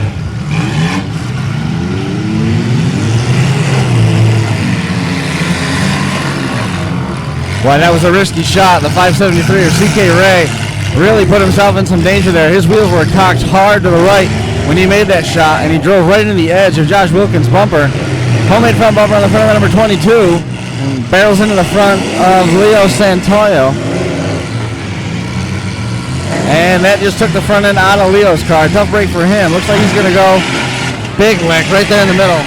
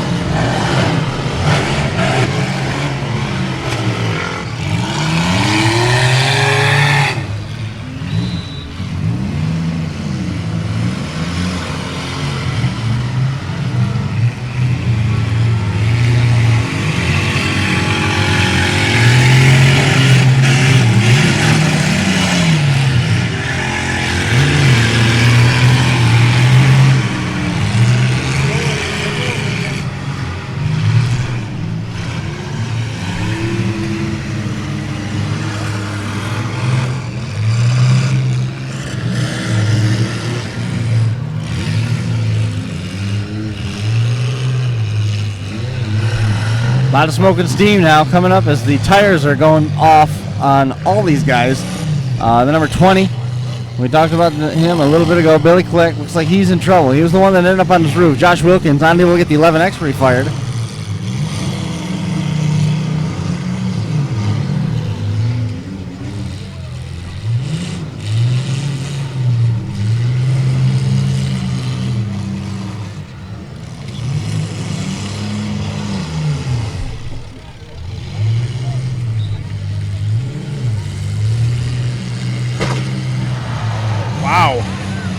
That was a pretty good shot. That was a solid shot.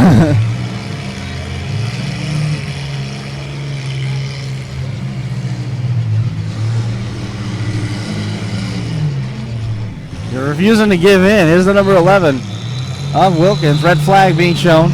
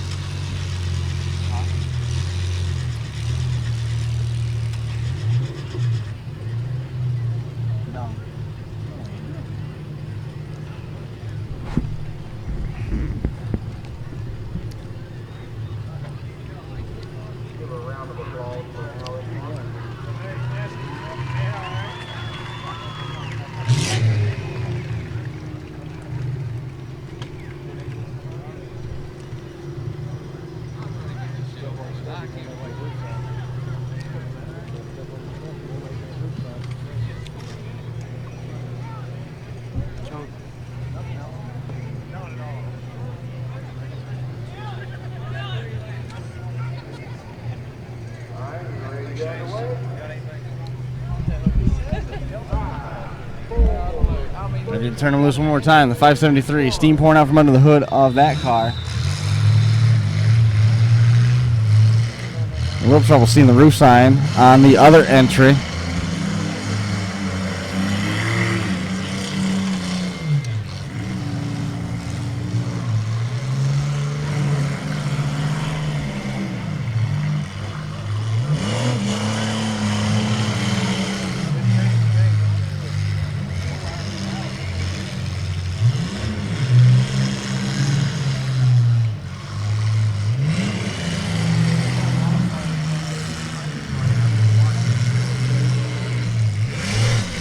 Jason Rexroad in the 918.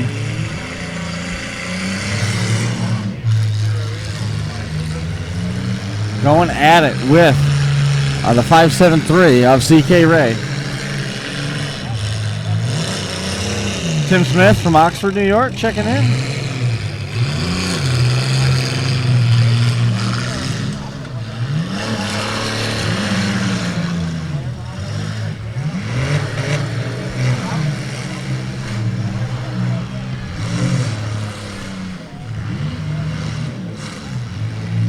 Jordan Burgess with Britt Neff and Angel Burgess hanging out with us.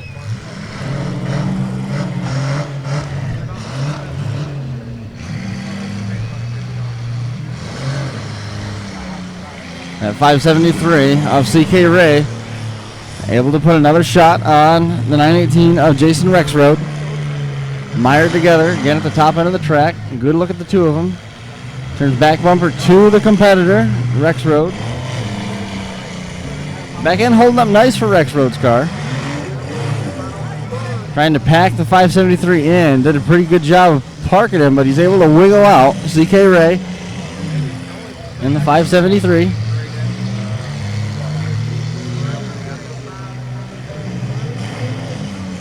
Both cars pushing a lot of steam at this point. Running hot. There goes. Oh, man. Just trying so desperately to get himself turned in a position where he could be under a little bit less pressure. There he goes again on the 573. Drove right into the shot. Wheels were turned hard as well. Got away with one there. Steam continuing to pour from under the hood of the 573 of Ray.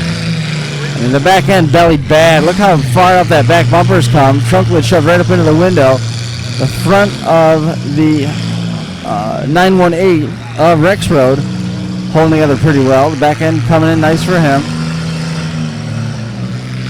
The roof line now even flattening out on that 573.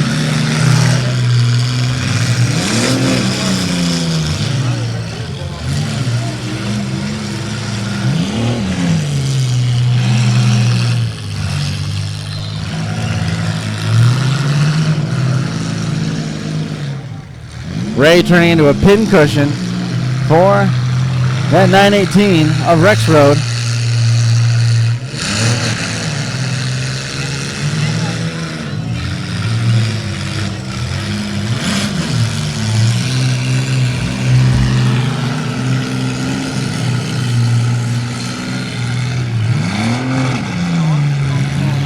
How much more can that motor take? I mean, that thing is hot. Listen to it. It still seems to be running relatively strong, but man, I can't imagine it's got a whole lot of life left in it.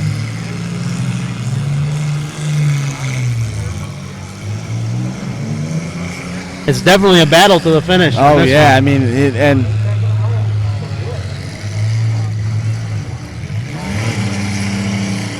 that smoke and steam is getting thicker and thicker and thicker. Car's not quitting, though. It's holding strong.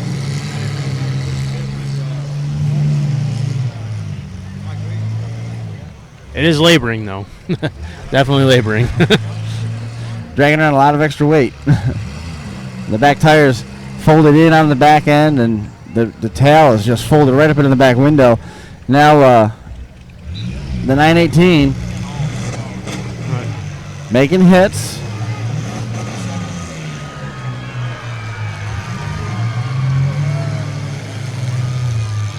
This guy's a fan favorite right now. Army Strong, proudly written across the fold over of the hood. And someplace inside there. Oh, okay, it's just blow by. That motor is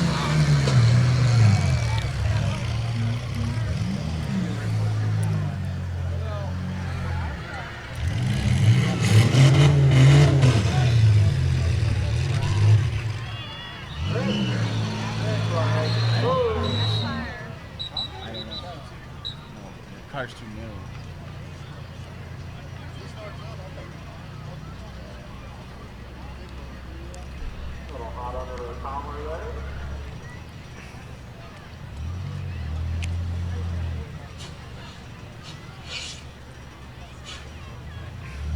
It was only a matter of time before the fire crew had to come out there. I mean, something was going to catch on fire underneath that hood.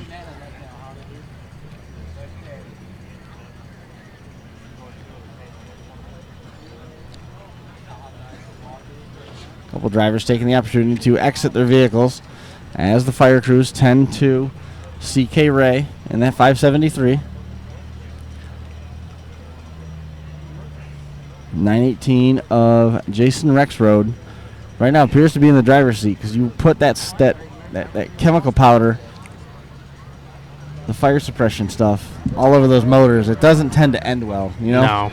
Especially on, it's getting into your motors, it's into everything. He's going to try and refire it. We'll see what happens. Most popular driver in the pits right now.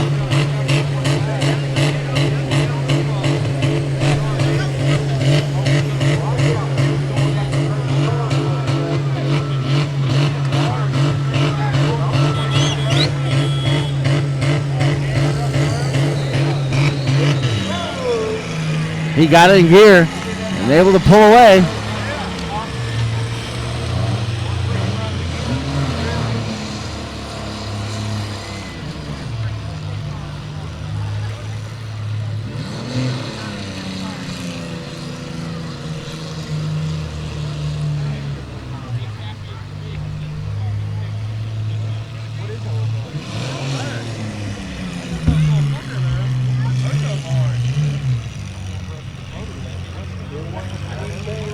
I didn't think I'd say this, but right now it looks like, almost looks like maybe the 573 at this point now has the upper hand. Sparks flying as the two come together.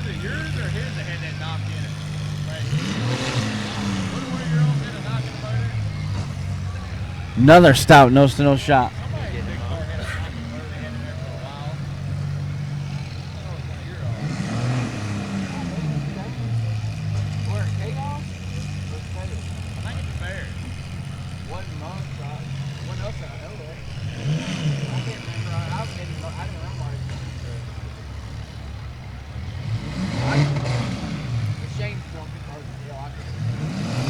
They're both still going at it. What a feature.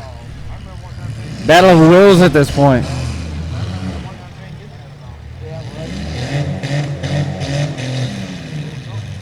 Now tides turn the other direction. Looks like the 918 again has become the more mobile.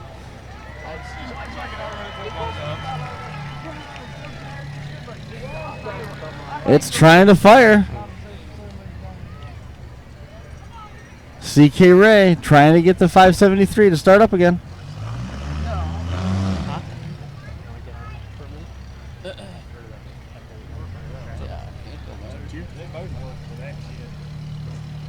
Might be the final shot right there.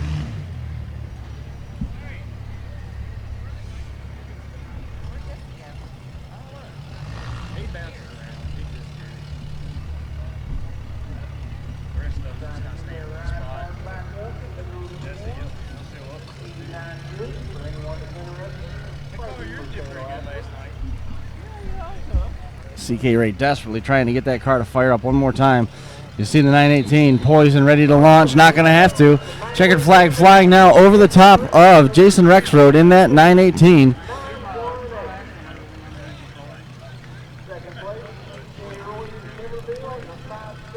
CK Ray in the 89 Buick. What a run he had. Crowd loving his effort. And that car is bent in half. What a run for CK Ray. What did you think of the second event here on the track, the 6-cylinder championship? As 4 cylinders were and stuff, they run hard out here, every class. It doesn't matter what they are. It's a good show. Fans are definitely getting their money's worth of a show so far. Boy, that really went on for a while at the end. It did. And they were still popping each other. Look at that 573. How bent that thing is. That's crazy. On the ground. Yeah. Most of it's in the ground. Josh Wilkins still struggling to try and get that 11X refired right here in front of us.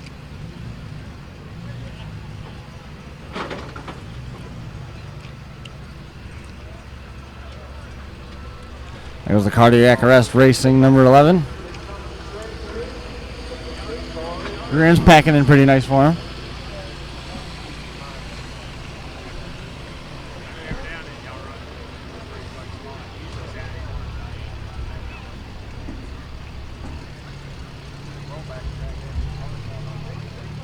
Thought we were going to be catching up with Sean Gokenauer, last night's full-size champion, but he has wandered off. There's our winner coming through your frame here momentarily.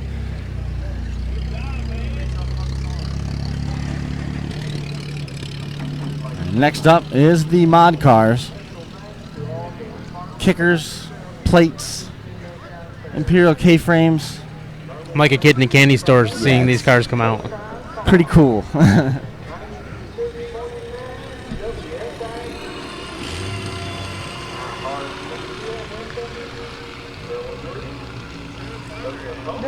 we're just trying to see if there's a chair nearby. No, you're good. Woodstock equipment.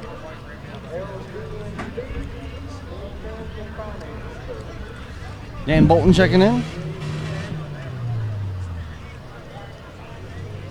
Scott Palameson.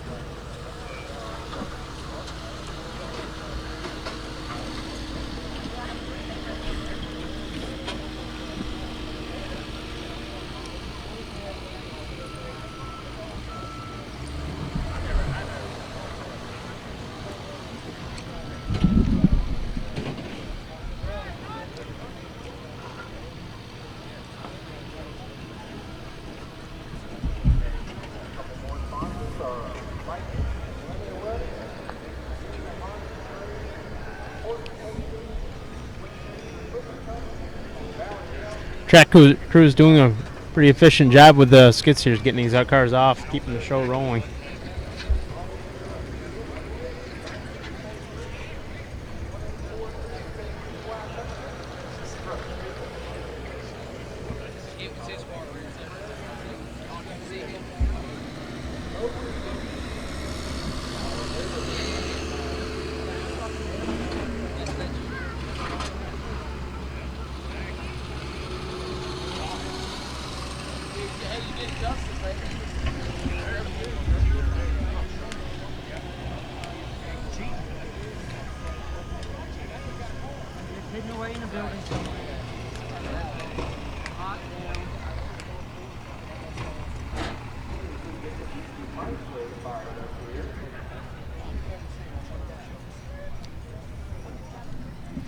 Your rundown on who we're going to see here in a few minutes. Matt Kingry going to be one of the cars out there. He's all white with a red, white, and black roof sign, number 212.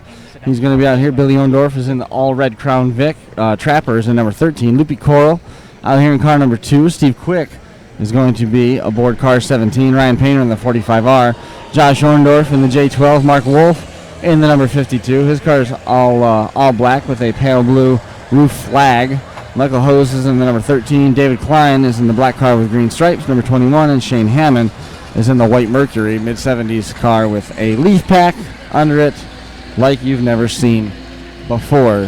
Sean Gokenauer coming and hanging out with us here for a few minutes. Congratulations on your win last night, man. Thanks, Chris. Appreciate it. So no car for you this evening. No. We left it at home. They made some modifications to the rules this year that I haven't had time to change the whole car. So hopefully we'll have it out in chaos. And it's given you an extra about a month, 2 months, 2 months to make it better. Yeah, pretty much. I mean, the rule change, in my opinion, actually makes it even that much better. I've got to put a straight axle under it instead of, they aren't set up perfect under it now. Do away with the old stock mid-70s sports buttons and hook up some customers. So when you say custom ones, how custom are we talking? Are you going to try and find a straight axle out of a truck and put it in there, or are you going to make your own? Yeah.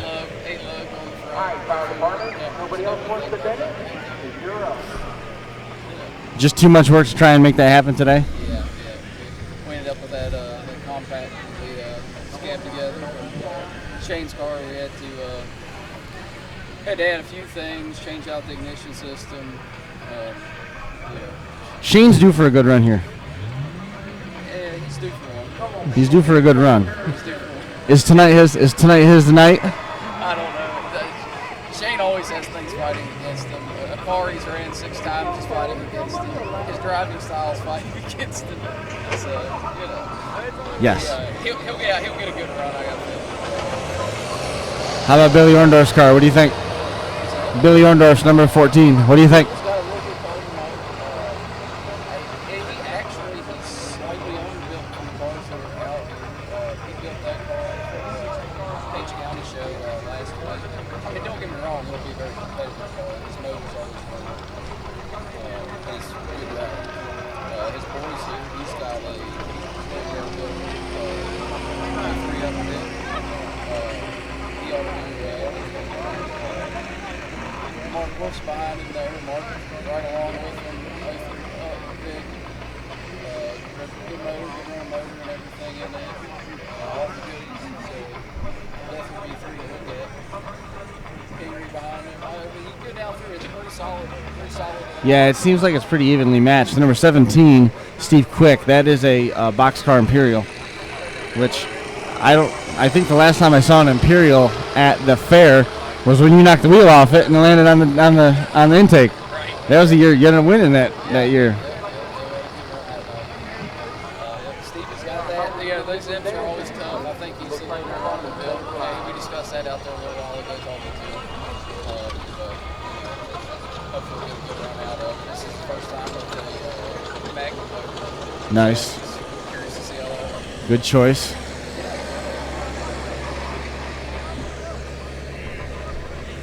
Only one car left, and that was the last car that we had standing. It is the number 573.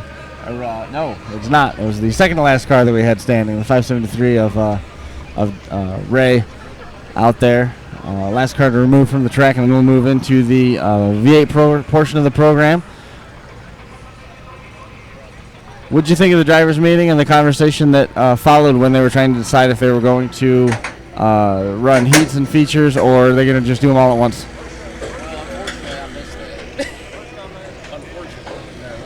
We had to do a little cutting on Kool-Aid's compact there. Decker Jr. What percentage of what you added today did you have to take back off? All of it. We had to modify this on it today. But yeah, still it's better than what it was. Oh, definitely. It's always better to add a little extra and have to remove some. It's awesome you guys to put in that work today, you know, for somebody that you never even met come down and built it like it was one of the Kaufmantown Mafia guys, militia, Kaufmantown militia guys that was getting into the car. Yeah, well, you know, I wouldn't put anybody's butt in something I wouldn't get it myself. It's a safety thing too.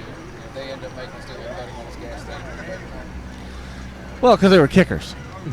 Well, they said it was a oil guy. I've never even read compact before, so I really didn't even know. I was just going by what we could do in the big cars. So.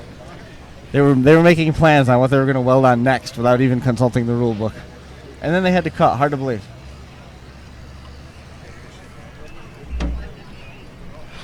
So you're gonna wait till like the last week before chaos to build your axle, or you're gonna No, try I'll to start on here in a few weeks. We got a couple welding projects coming up. We got to get knocked out. Yep. It's on the list here within the next month or so to get started. I think it's so awesome, just the fact of a straight axle under a derby car. Yeah, I'll be very interested. Whenever I read through the rules last year before we built that wagon. Wait a minute. Think about this now. If they told you to put a straight axle in it, what's the difference between putting a straight axle that you build or just a front differential out of like a Ford truck and run all-wheel drive? Well, that was discussed as well. Just don't quite have the time for that this year. And, hopefully, we'll see what the rules allow for next year. It's in the works. If it's still allowed in years to come, it won't be. Can almost guarantee that. He could add a few rules to his set. Don't get me wrong. I love Jason. He's got a real good derby up here. He likes creativity. He likes guys to build a car. But it could use just a bad time.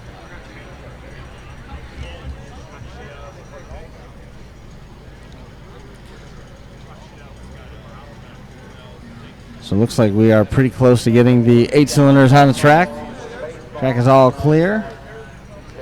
There's the whistle, ready to get the V8s out there.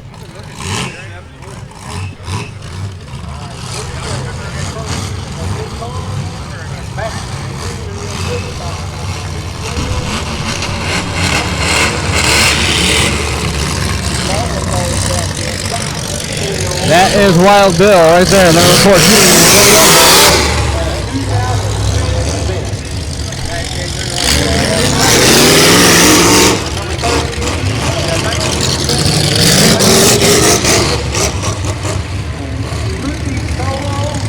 There is Quick in the 17. Behind him, the number 2. Lupe Coyle, the pre-run Lincoln. 45R, Ryan Painter. J12, that is Josh Orndorff. Coming up next with the flag roof sign. You'll see what that's doing. That's the number 13. A little bit underbuilt. Number 13, Michael House. And that is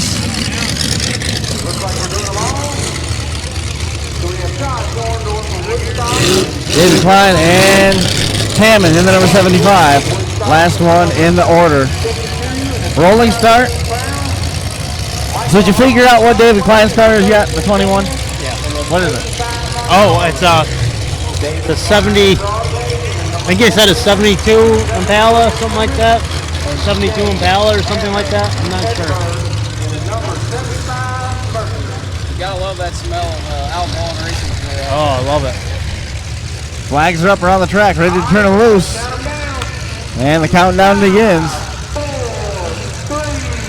Look at the slope back on that Monte Carlo.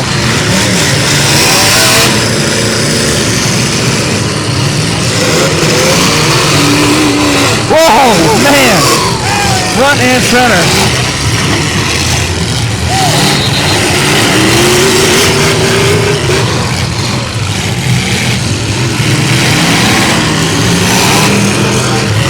Matthew Kingry went nose to nose with the number 12.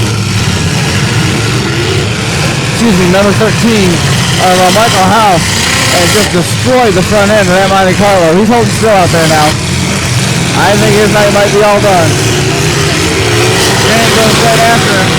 Then Hammond into the nose of the T12 of Kingry.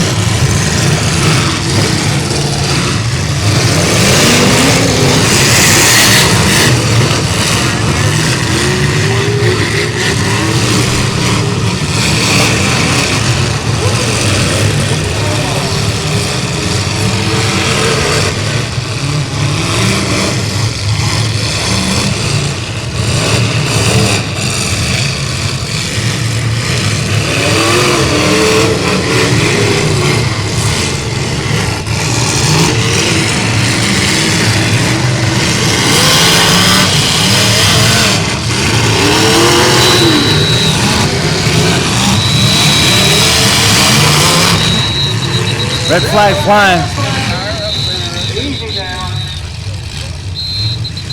Likely going to stop it to get the bumper off the track.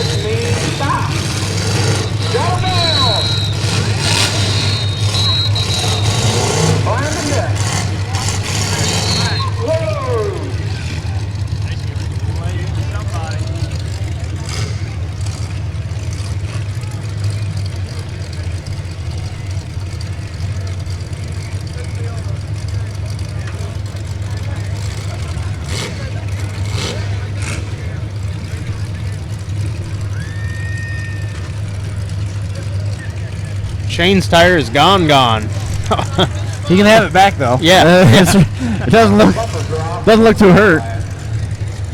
That's pretty interesting. Actually, he spun around there. Right off the tire shop couldn't have did it any slicker than that. All right, double know their colors. Green means go. I believe that's what mine was.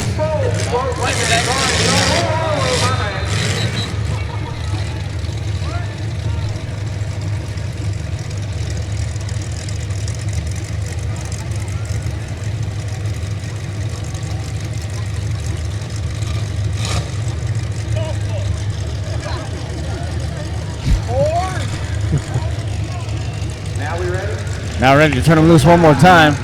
4, 3, 2. We lost the number 13 of Michael Hose, the 2 of Lupe Coyle. I'm not sure on the 17 of Quick. Josh Orndorff still out there, running and moving in the J12. Here they come. Boy, that's hard. Man.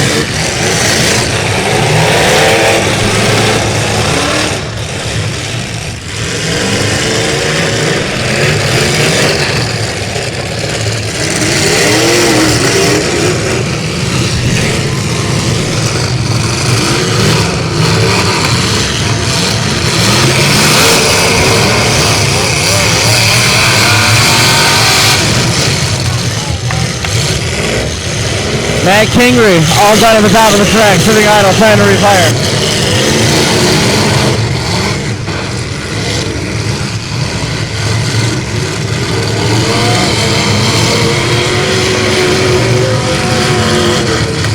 Shane's still getting around all right, despite having no right front tire.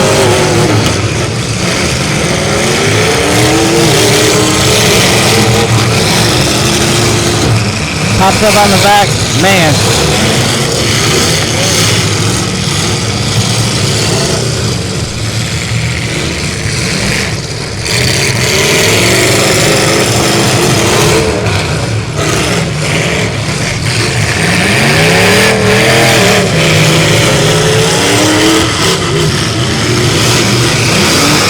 Raffle, full track shot on Billy Orndorff in the number 52.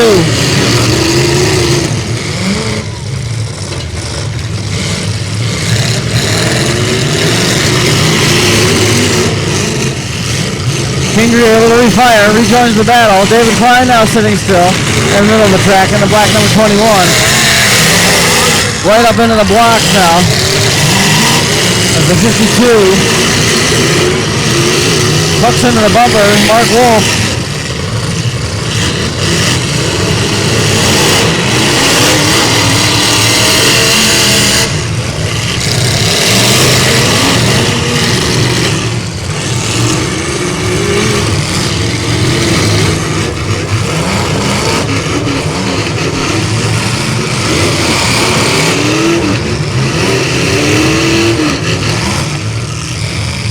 Sounds like the 212 might have lost reverse.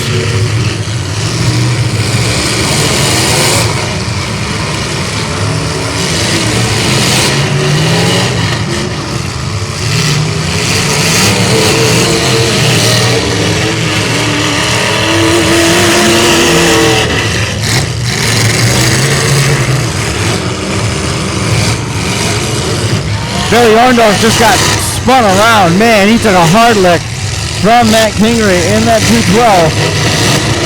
Trapper about to take the stick down on the number 13. He's thinking about it. Sticks down. He's all done. And the red, white, and blue 13. Hammond's still out there running with him. Number 45, Ryan Painter, still in the mix. Kingry limping his 212 along. He's holding steady out there. He just got tagged by the number 14 of Orndorff.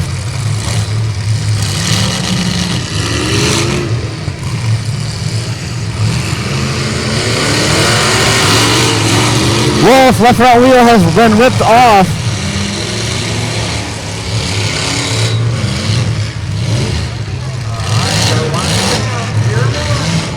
.45R, looks like he is idle. Ryan Painter at the far end of the track.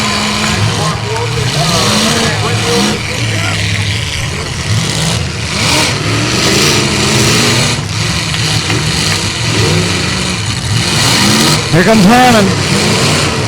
Coming from a long ways away, trying to find the shot that he wants, and he goes right after the front tires of Orndorff. Orndorff slips away. And now the back bumper hung precariously on the wall. Josh Orndorff trying to finish the job. There you see it. Number 52 Wolf hung up on the blocks. Hammond and Kingry carrying the torch as Orndorff looking to win yet another championship here in the Shenandoah County Fair.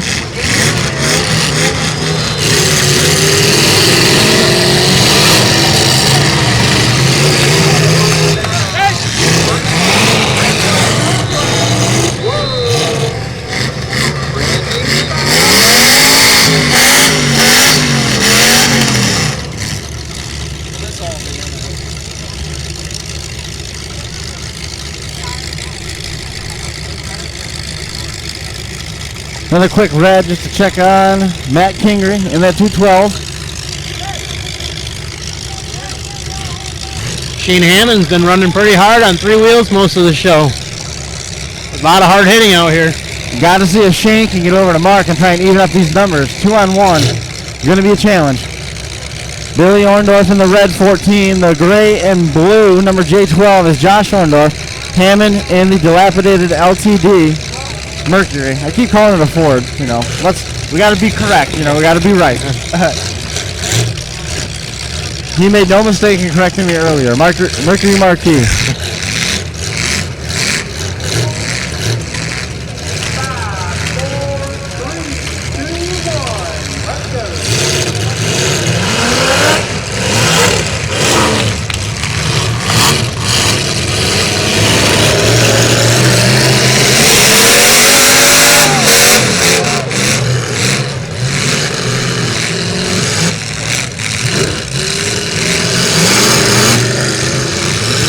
Under that red, we might have lost Josh Orndorff trying to get it refired. It's not wanting to run for him.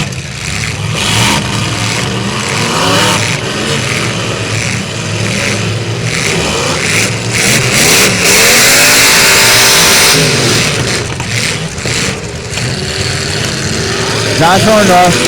Sounds like a popcorn popper out there. Big lick by Hammond going backwards. Mark Wolf officially been counted out now.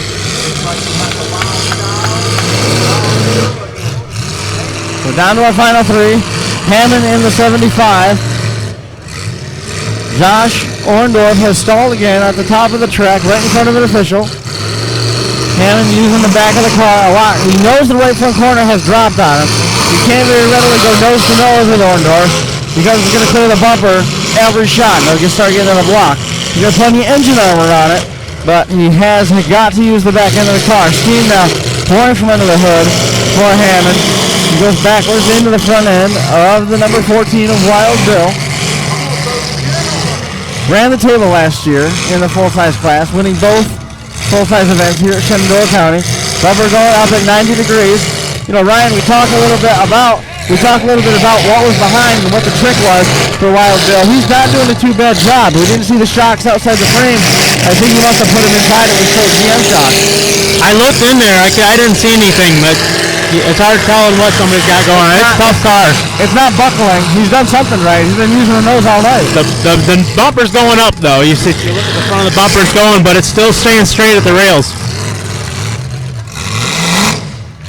Josh Orndorff sticks down on the J12. He's going to score his 3rd. I think he might have lost steering, possibly. I think Bill might have lost steering. I can't tell if it's steering or if it's steering on its own.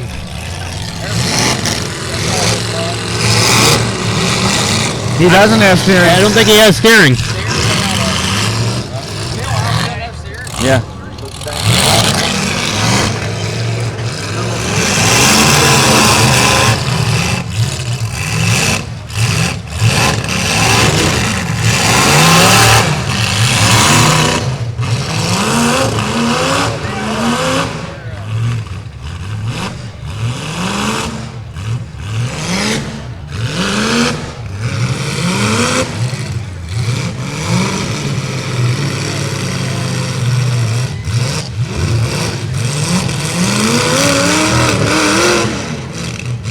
Shane's not confident enough in his nose to try and push Billy into a bad spot, but there's areas where he could definitely get Orndorff jammed in.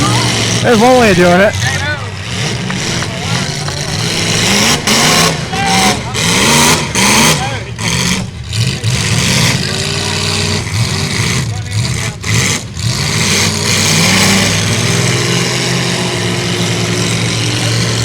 Now he's got him heading in the right direction.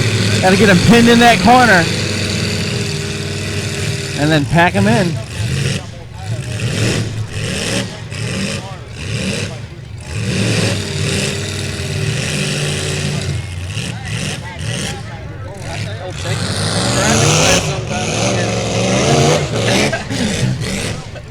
Shane doing a great job, and they're free. And they're stuck back together again.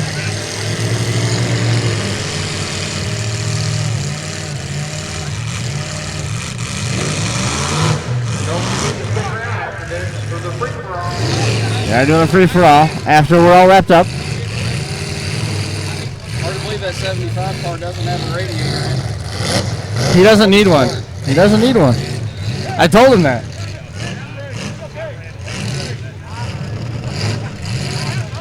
Shane hesitant to get too far away from the number 14 car. He doesn't want to give too much room. Going together again.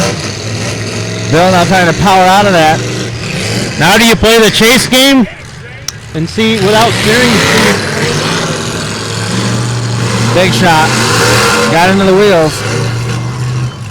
Look at the arch buckling. Wow. The back end stood way up now.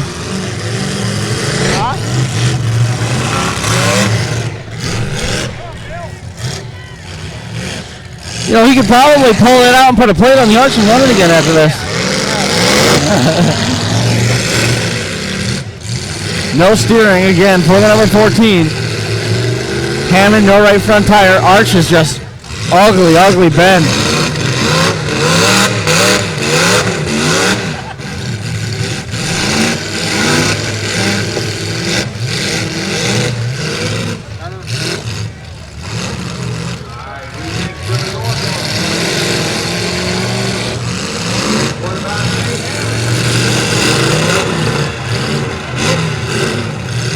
Look at the arch on that. Man, just spaghetti stringed it.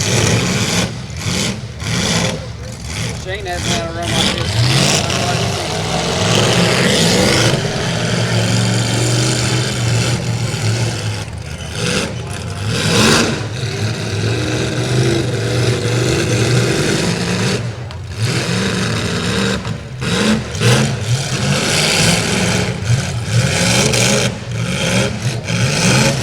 That arch on the right rear corner of Shane 75 is like a bullseye right now.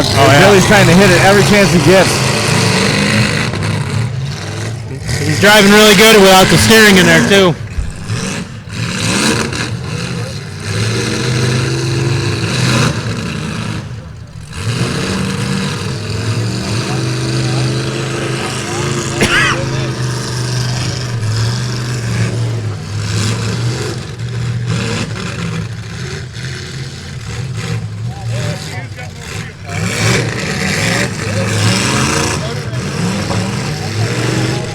That's the leaf pack sticking out behind the back bumper of the number 75.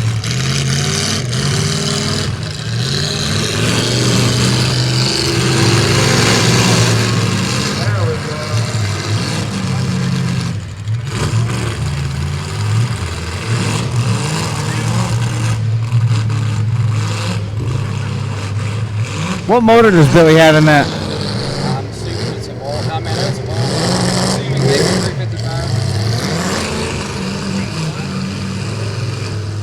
And what's Shane got in his? A 351 Windsor?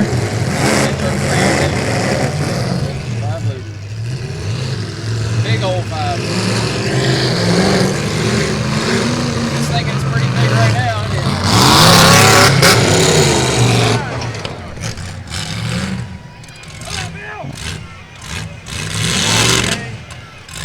Hammond trying to refire it. Watching the stacks. There's nothing coming out of those stacks right now.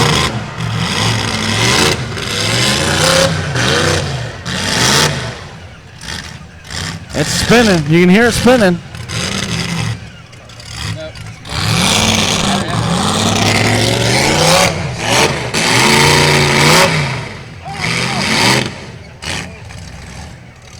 The rear of the arch is now pushed in a long ways. And sounds like that's going to do it. Dead battery as it's trying to spin over.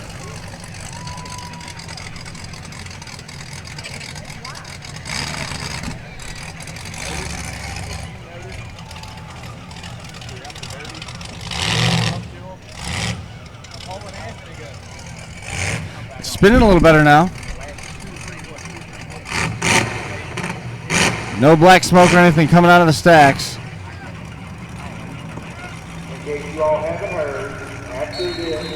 That's it. Boy, that was a battle between both of them. Both driving excellent. What's underneath Bill's car? As far as I see liquid Look at under the there. liquid underneath there.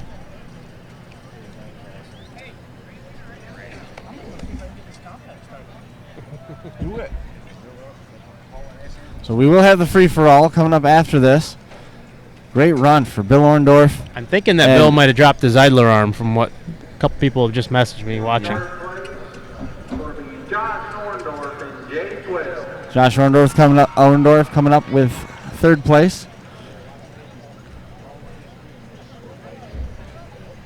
That was awesome watching them both. One without steering and the other one without a front tire for the longest time, battling it out. Shane could not use the front of his car. I mean, the tin work, we saw it today. The tin work's already busted to pieces, and if he was going to volunteer for that bumper to clear his bumper, that it was going to go right to the block. So he had to use the back end. Did a real nice job with that number 75. He, as Sean said, he was due for a run like this. He did a real good job driving that thing. But Bill Orndorff is always so good here, winning yet another one. I think we've seen him win. I think we're up to seeing him win 5 times down here since we started coming down in 2011. And I think he's won more than that because 2014 we didn't come down for the fair. We had stuff to take care of at home. Boy, tough break for the number 52 of Mark Wolf. That blue car that is perched atop the wall here, trying to. He was due for a good run too. Yeah, here, he was putting it down too. You hear that motor singing over everybody else. Wheel ripping off the left front corner was the beginning of the end, and it was real easy because it pitched down so hard on that left front corner to get that back bumper up on the wall, and they played it perfectly. Once they put him up there, Shane gave him one good knock trying to get him off the wall to see if he could do something with it, and once the tire got down on the ground, it wasn't enough to pull him off. And Shane never really had the opportunity to go back to that well and try again just because of his own mobility problems. He can't give that nose up. It was pretty predictable what he was going to do. So Billy could have easily just tried to position himself to pick him off as he came through, and he wasn't willing to give himself up. Yeah, it's hard to make that decision. Do you go for help somebody? How much do you help somebody before you put yourself into jeopardy as well? But and then for Billy's son there, he didn't stay legal for much longer, so I mean it probably would have came to it would have been unbeneficial for Shane to have knocked him off. It would have been a 2-on-1 against him regardless, probably, or it would have been a 3-man crew going. But it would have been 1-on-1. Yeah, Mark would have been. My guess is Mark probably would have gone after Bill. Okay. There's some history there. Yeah. And Mark has a very good memory. Yeah. And Mark probably is still keeping score. Yeah. So to say. But yeah, Shane would have still had 2 cars to deal with, or Bill, So I mean, that was a long battle between the two of them. They went at it for a long time. Yeah. 20 after 9 here, local time. Look at the nose on Bill's car. Went in 90 nose right in up front of the A-arms, and it looks like it's going up a little bit back at the firewall too. Yeah, that was probably, as far as the 03s, that was probably one of the firewall forward, one of the underbuilt cars here. But like they said, he built that car for another show prior to here. It wasn't necessarily built specifically for these rules. I think this was the one where he had to put the other rear end back in it. This was the car. I believe this was the car that he ran at Page Valley, but I'm not 100% certain on that. But again, tough enough for the win. You don't have to shoot the biggest gun. You have to shoot the most accurately. Yeah. And what he didn't have done to the car in terms of build absolutely made up for it in driving ability. Oh, absolutely. Absolutely. There's nothing that compares to experience, I think. And it's not just Derby. It's anything in life. But, Josh Orndorff was showing everybody his forearm, his right arm, when he went down and greeted his dad after the win, and I don't know if he whacked it off the shifter. I mean, generally that's what happens. Mm-hmm. But, had some marks on that. Look at the front, the hood catcher going down to the dash bar, tied into the H bar, as they call them down here, the halo. and it's pretty much tied into the rear window bar with a wide flat plate that he's got holding his roof sign down. You should have seen years ago, Billy brought a Pontiac. It was a white Pontiac, 2-door, and he had tubing in every window opening, welded in. Every window opening. And I'm pretty sure that the whole body was skinned, and it looked just like the right body. I mean, it looked perfect. It wasn't ironclad. It wasn't slab sided. It was fitted and formed. Yep. I mean, just remarkable amount of time. White body, red interior. All the interior was painted and everything. It looked good. It was a good car. It had a piece of angle on the top of the window bar and at the bottom, so it would actually cup around the roof as it pushed in, and it just shelved. The back sheet metal pushed right up to the edge of the window bar, and that window bar never moved. And it dimpled up a little bit, but it grabbed the way that it was supposed to, and it locked in, and the sheet metal just kept pushing in. The floor was left on the frame. Tight.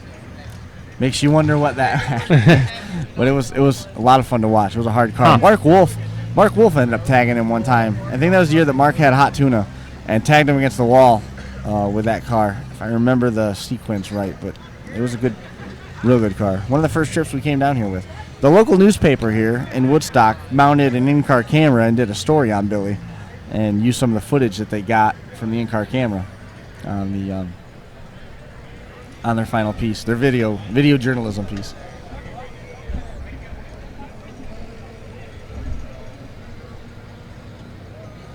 Call has gone out for the free-for-all cars to start making their way towards the track. We don't have anything staged yet. Hard to believe there's much left after tonight's show. There was a lot of stuff junked. Put that one to bed. What'd you say? I believe we can finally put that one to bed. That one's all done. Report from the team captain, Trackside, saying that it's all done. Curtains for the Mercury. Was there any particular thing that stood out as the prime reason why you need to be done with that car? What's that now? Any particular thing that stood out to you as the reason why you're done with that car? I see a couple. Yeah. These springs are hanging out there. It's spotted good. I mean, hey, for a pack job, if that was a North Spring car, it may have another run. I'll do that. That's. Finally put it to bed. There's a good indicator that something's gone awry in the back end. How's the front end look? Slightly. How's the front end? It's actually really handsome. For a 70s Ford kicker.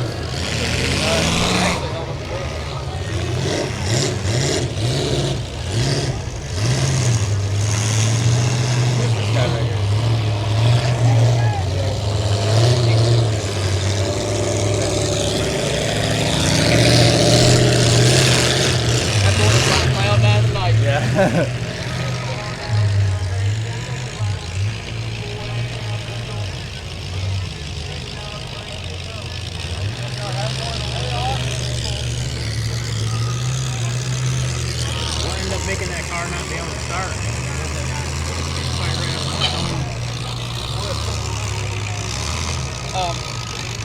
I've got a theory on that because I've ran into this. I think whenever they get real hot like that, and they stall out, you get just enough heat built up in the intake that I think the alcohol actually vaporizes. My theory on it, I could be totally wrong. Somebody listening could tell you definitely otherwise. But a lot of times I find if you give them, instead of just automatically starting to crank them right away, you give them, push your time out for them to sit there. And then try to fire maybe something twice. I'll find that out.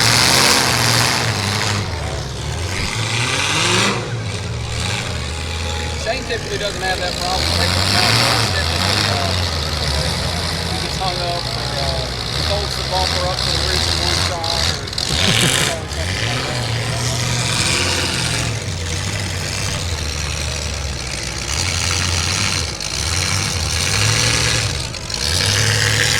That alcohol is an ongoing theory of.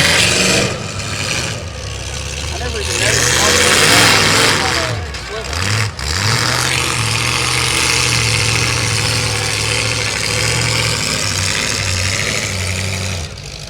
Right front tire's flat.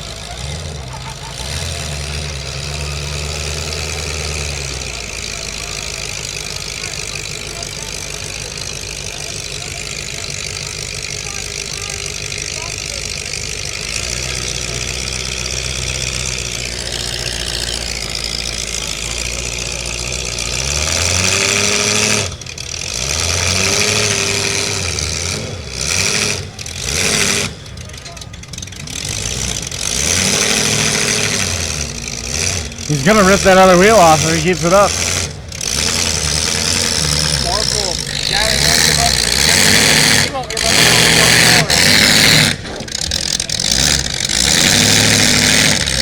Half an hour later, he'll be up in his still fight.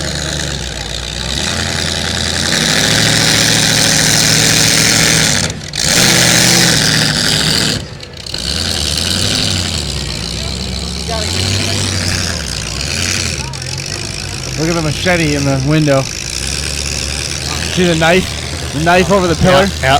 Welded in place. Mark's been running that knife for years.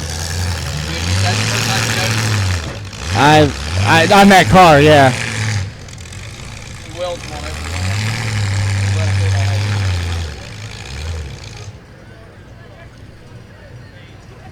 it. He said, I think this might be a good spot to load. Bought all those free-for-all cars a chance to do some repairs. I don't see much of anybody lined up for the free-for-all at this point.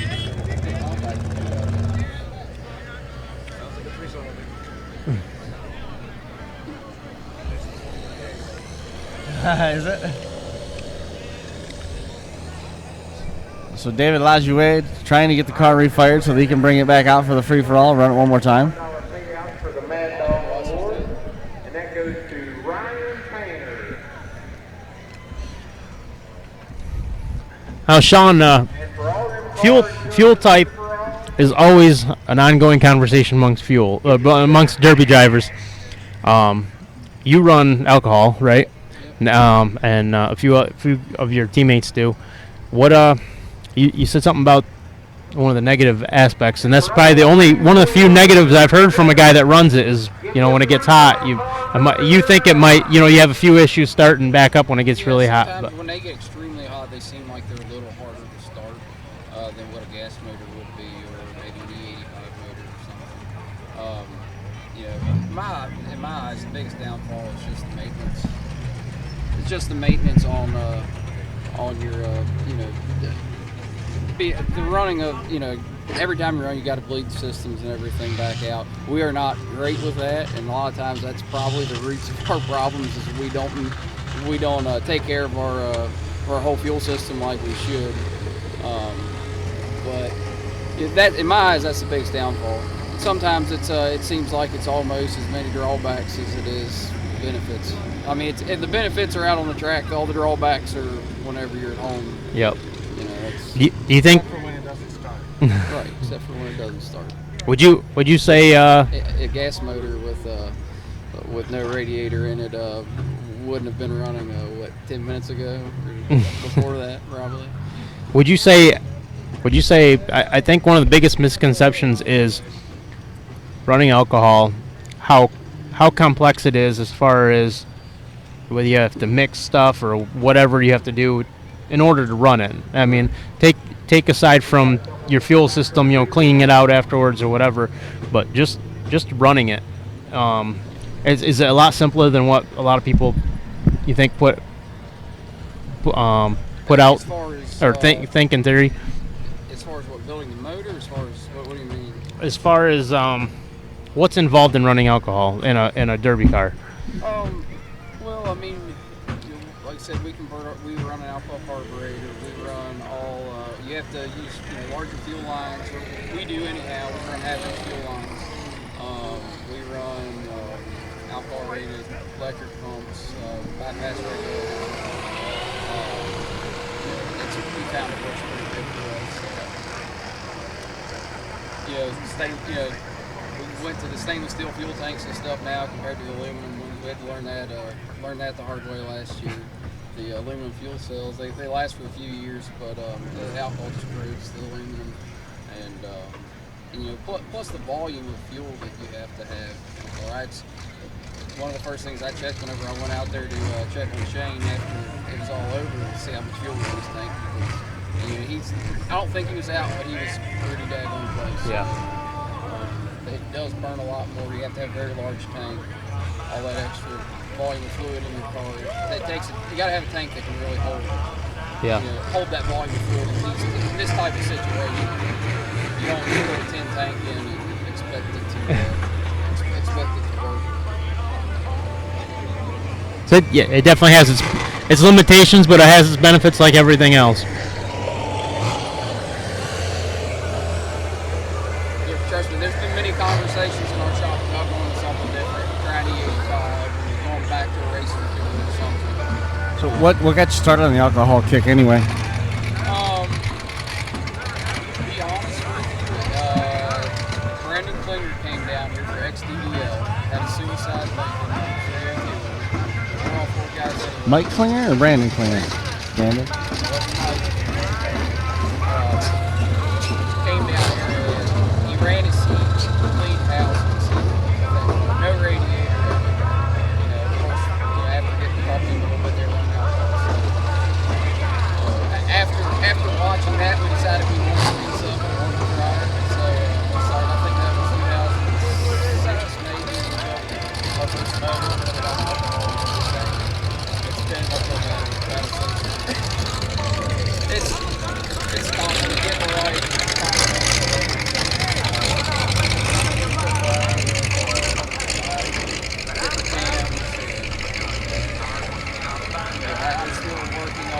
Working out our ratios and stuff, everybody we put together. We've been bumping it a little bit, trying to get the right amount of compression that alcohol really likes without going too high and building excess heat. But of course, you know, we're not engine builders, we're not even mechanics, so we're not. It's a trial and error thing in this shop. I saw you had a couple strip blocks. Are you looking to put a couple new motors together? We're always building motors. Seems like every year we build a new one. But yeah, there's a 460 on the stand that we've been working on now for about a year. It's been the side project of Shane's. It should be a good running motor when it finally sees a car. I don't know if it will last as long as that 302 did out there. Yeah. It should have plenty of power. Plenty of power. Sometimes you just gotta have it. No such thing.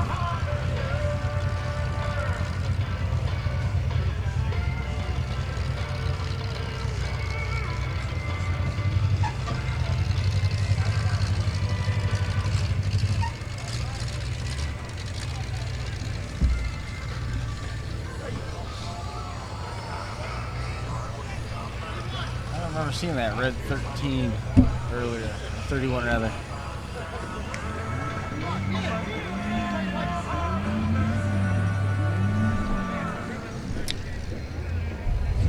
Shed Gokenauer.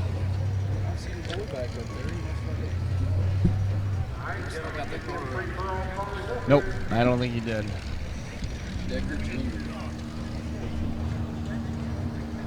What was your impression on this new track versus the old one? You know, I like it. It allows for a little different driving style than the old track. The old track was really a basic driving style in my eyes. If you could, as long as you could keep from getting sideways in the track, you're golden. You know, then you always had the holes to play at the ends of the track because they never really put barricades up, so you pull in the hole and sit there and wait for shots. It was basic. This is a lot more entertaining to me as a spectator. You don't get quite as large, quite as hard of hits, but there's a lot happening, a lot more happening all at once. Cars spinning around, doing the dance. Doing the dance. How's the barbecue? Good, really good. Really good. What'd you end up getting? I got the, it was coleslaw, baked beans, and pulled pork all together. It was Ritz's? yes. Ritz's thing. Yep. Ritz's is really good. Yeah, it was good. Fair's got to try Ritz's.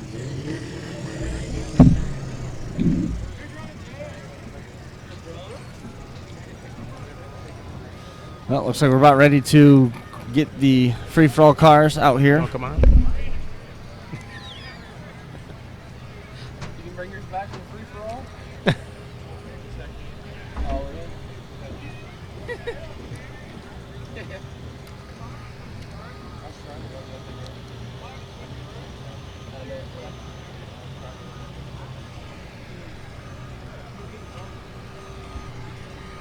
Dave, if you could have lined up another couple of good front end shots on, you'd have been in there with mode.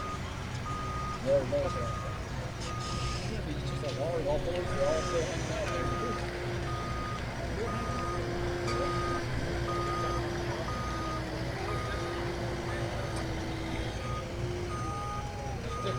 Hey, I'll be the first to admit, you did way better than I expected. You did against I didn't realize we still had the Imperial to pull off. That's what I said. I said, damn, I said, Shane went to the driving. I wonder what took Boy, him look out. at It's that. not. It's Huh? not really. I wonder what took him out. I didn't see what actually took. Got hung or.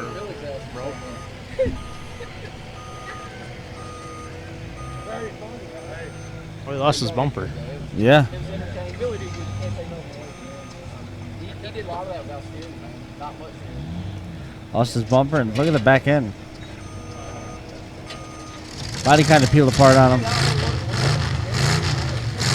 That's a 65. That's just like the one that I had. Because I recognized that little piece on the door handle. I was missing that on mine. And he has spray painted his orange. And they don't make them anywhere. I was looking all over for him.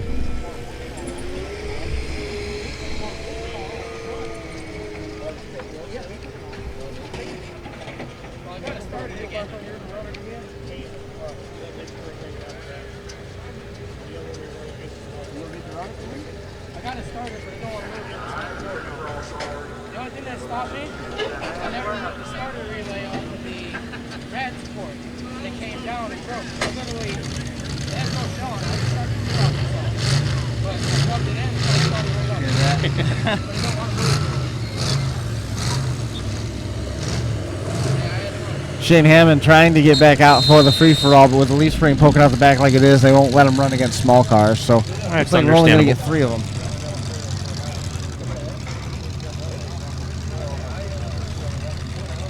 And that'll wrap up tonight's action free-for-all. Bonus round, if you will, or if you won't. Yeah, good time. Yeah, finish your car off. Chad Kuykendall and the number 31 is first. Up next is the 1022 of Colton Poston. And the 22, Alex Marston, trying to refire. If we just have 2, this might be kind of fun because they're going to be at opposite ends of the track. Just go nose to nose, finish it. They look like they have a lot of spunk left in them too. Look like they have a lot of spunk, a little giddy up left in them. Chad's going to pass him here in a second. Look at the left front tire, wadded right up around the rim of this one. You'll see it go through your screen here momentarily. It's almost going to be best to get that tire off of there. Runner or Cavalier pulling out there. Ready to turn him loose. Uh-oh. He was hot rodding around out there. Now the car just stopped for the number 31, Chad Kuykendall. Oh, he's moving now. Swing and a miss.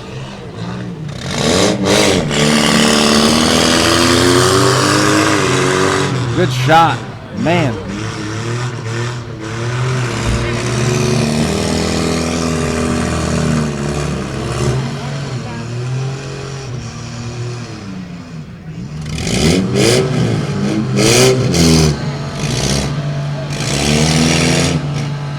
Top of the screen, you can see the number 22 of Marston. That tire causing a problem, spinning loose in the rim, and now he's got to try to spin it in order to get back up to speed.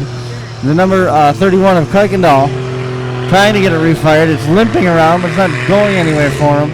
Barely moving is the number 22.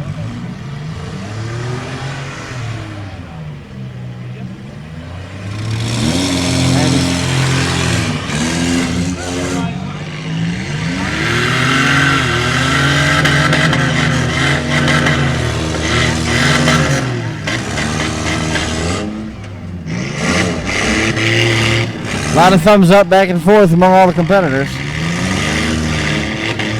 All night long for that matter, really. Everybody's been good show of sportsmanship. Wheels aren't turning anymore. For the number 22 of Marston.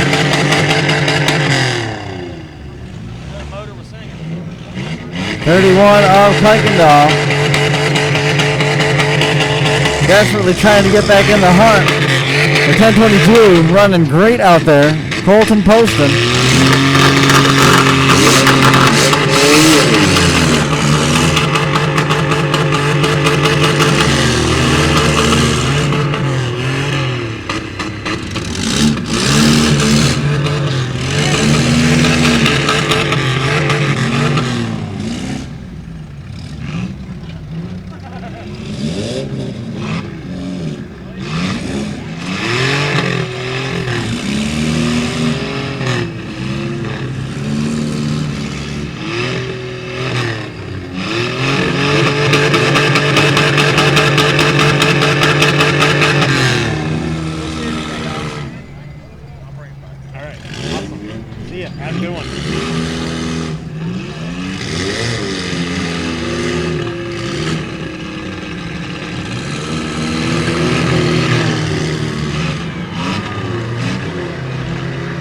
Sending the 31 down, or the 1022 down the track. The 31 just came back to life. Finally got a decent gear. And the number 31 of Kuykendall spins it around, ready to use the backside now. And now went. In and out of it. You gotta love modern day electronics.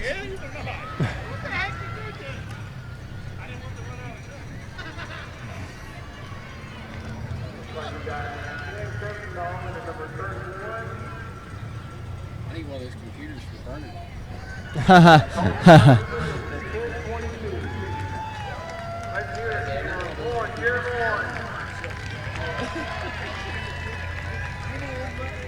Checkered flag in hand. Jason Shape about to go out there. Wave the checkers over the final event of the evening. Big thanks to E2 Demolition Sliders and some of our telecommunication sponsors, Stern Dirt Racing.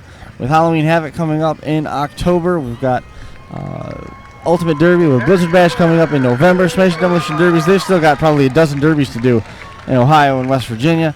And of course Ryan with Catskill Fabrication and Performance, JPG Towing, helping make tonight possible. We appreciate it greatly, the opportunity to come down here and show you what the Shenandoah County Fair is all about. Pretty good show tonight, I thought. 3 one and dones. They wasted everything they had. Yeah, everybody was hitting hard and driving hard. It was a really good show. It was awesome. Thank you for the invite and bringing me down here. And you bet. I got to thank Sean and his crew too for inviting us over and letting us hang out with him for just last night and today, and it was awesome. Thank you. It was, we'll see you again in October. We'll be back down here for Chaos in the Valley. Next up for us, my kid's birthday Saturday, and we go back to school this week.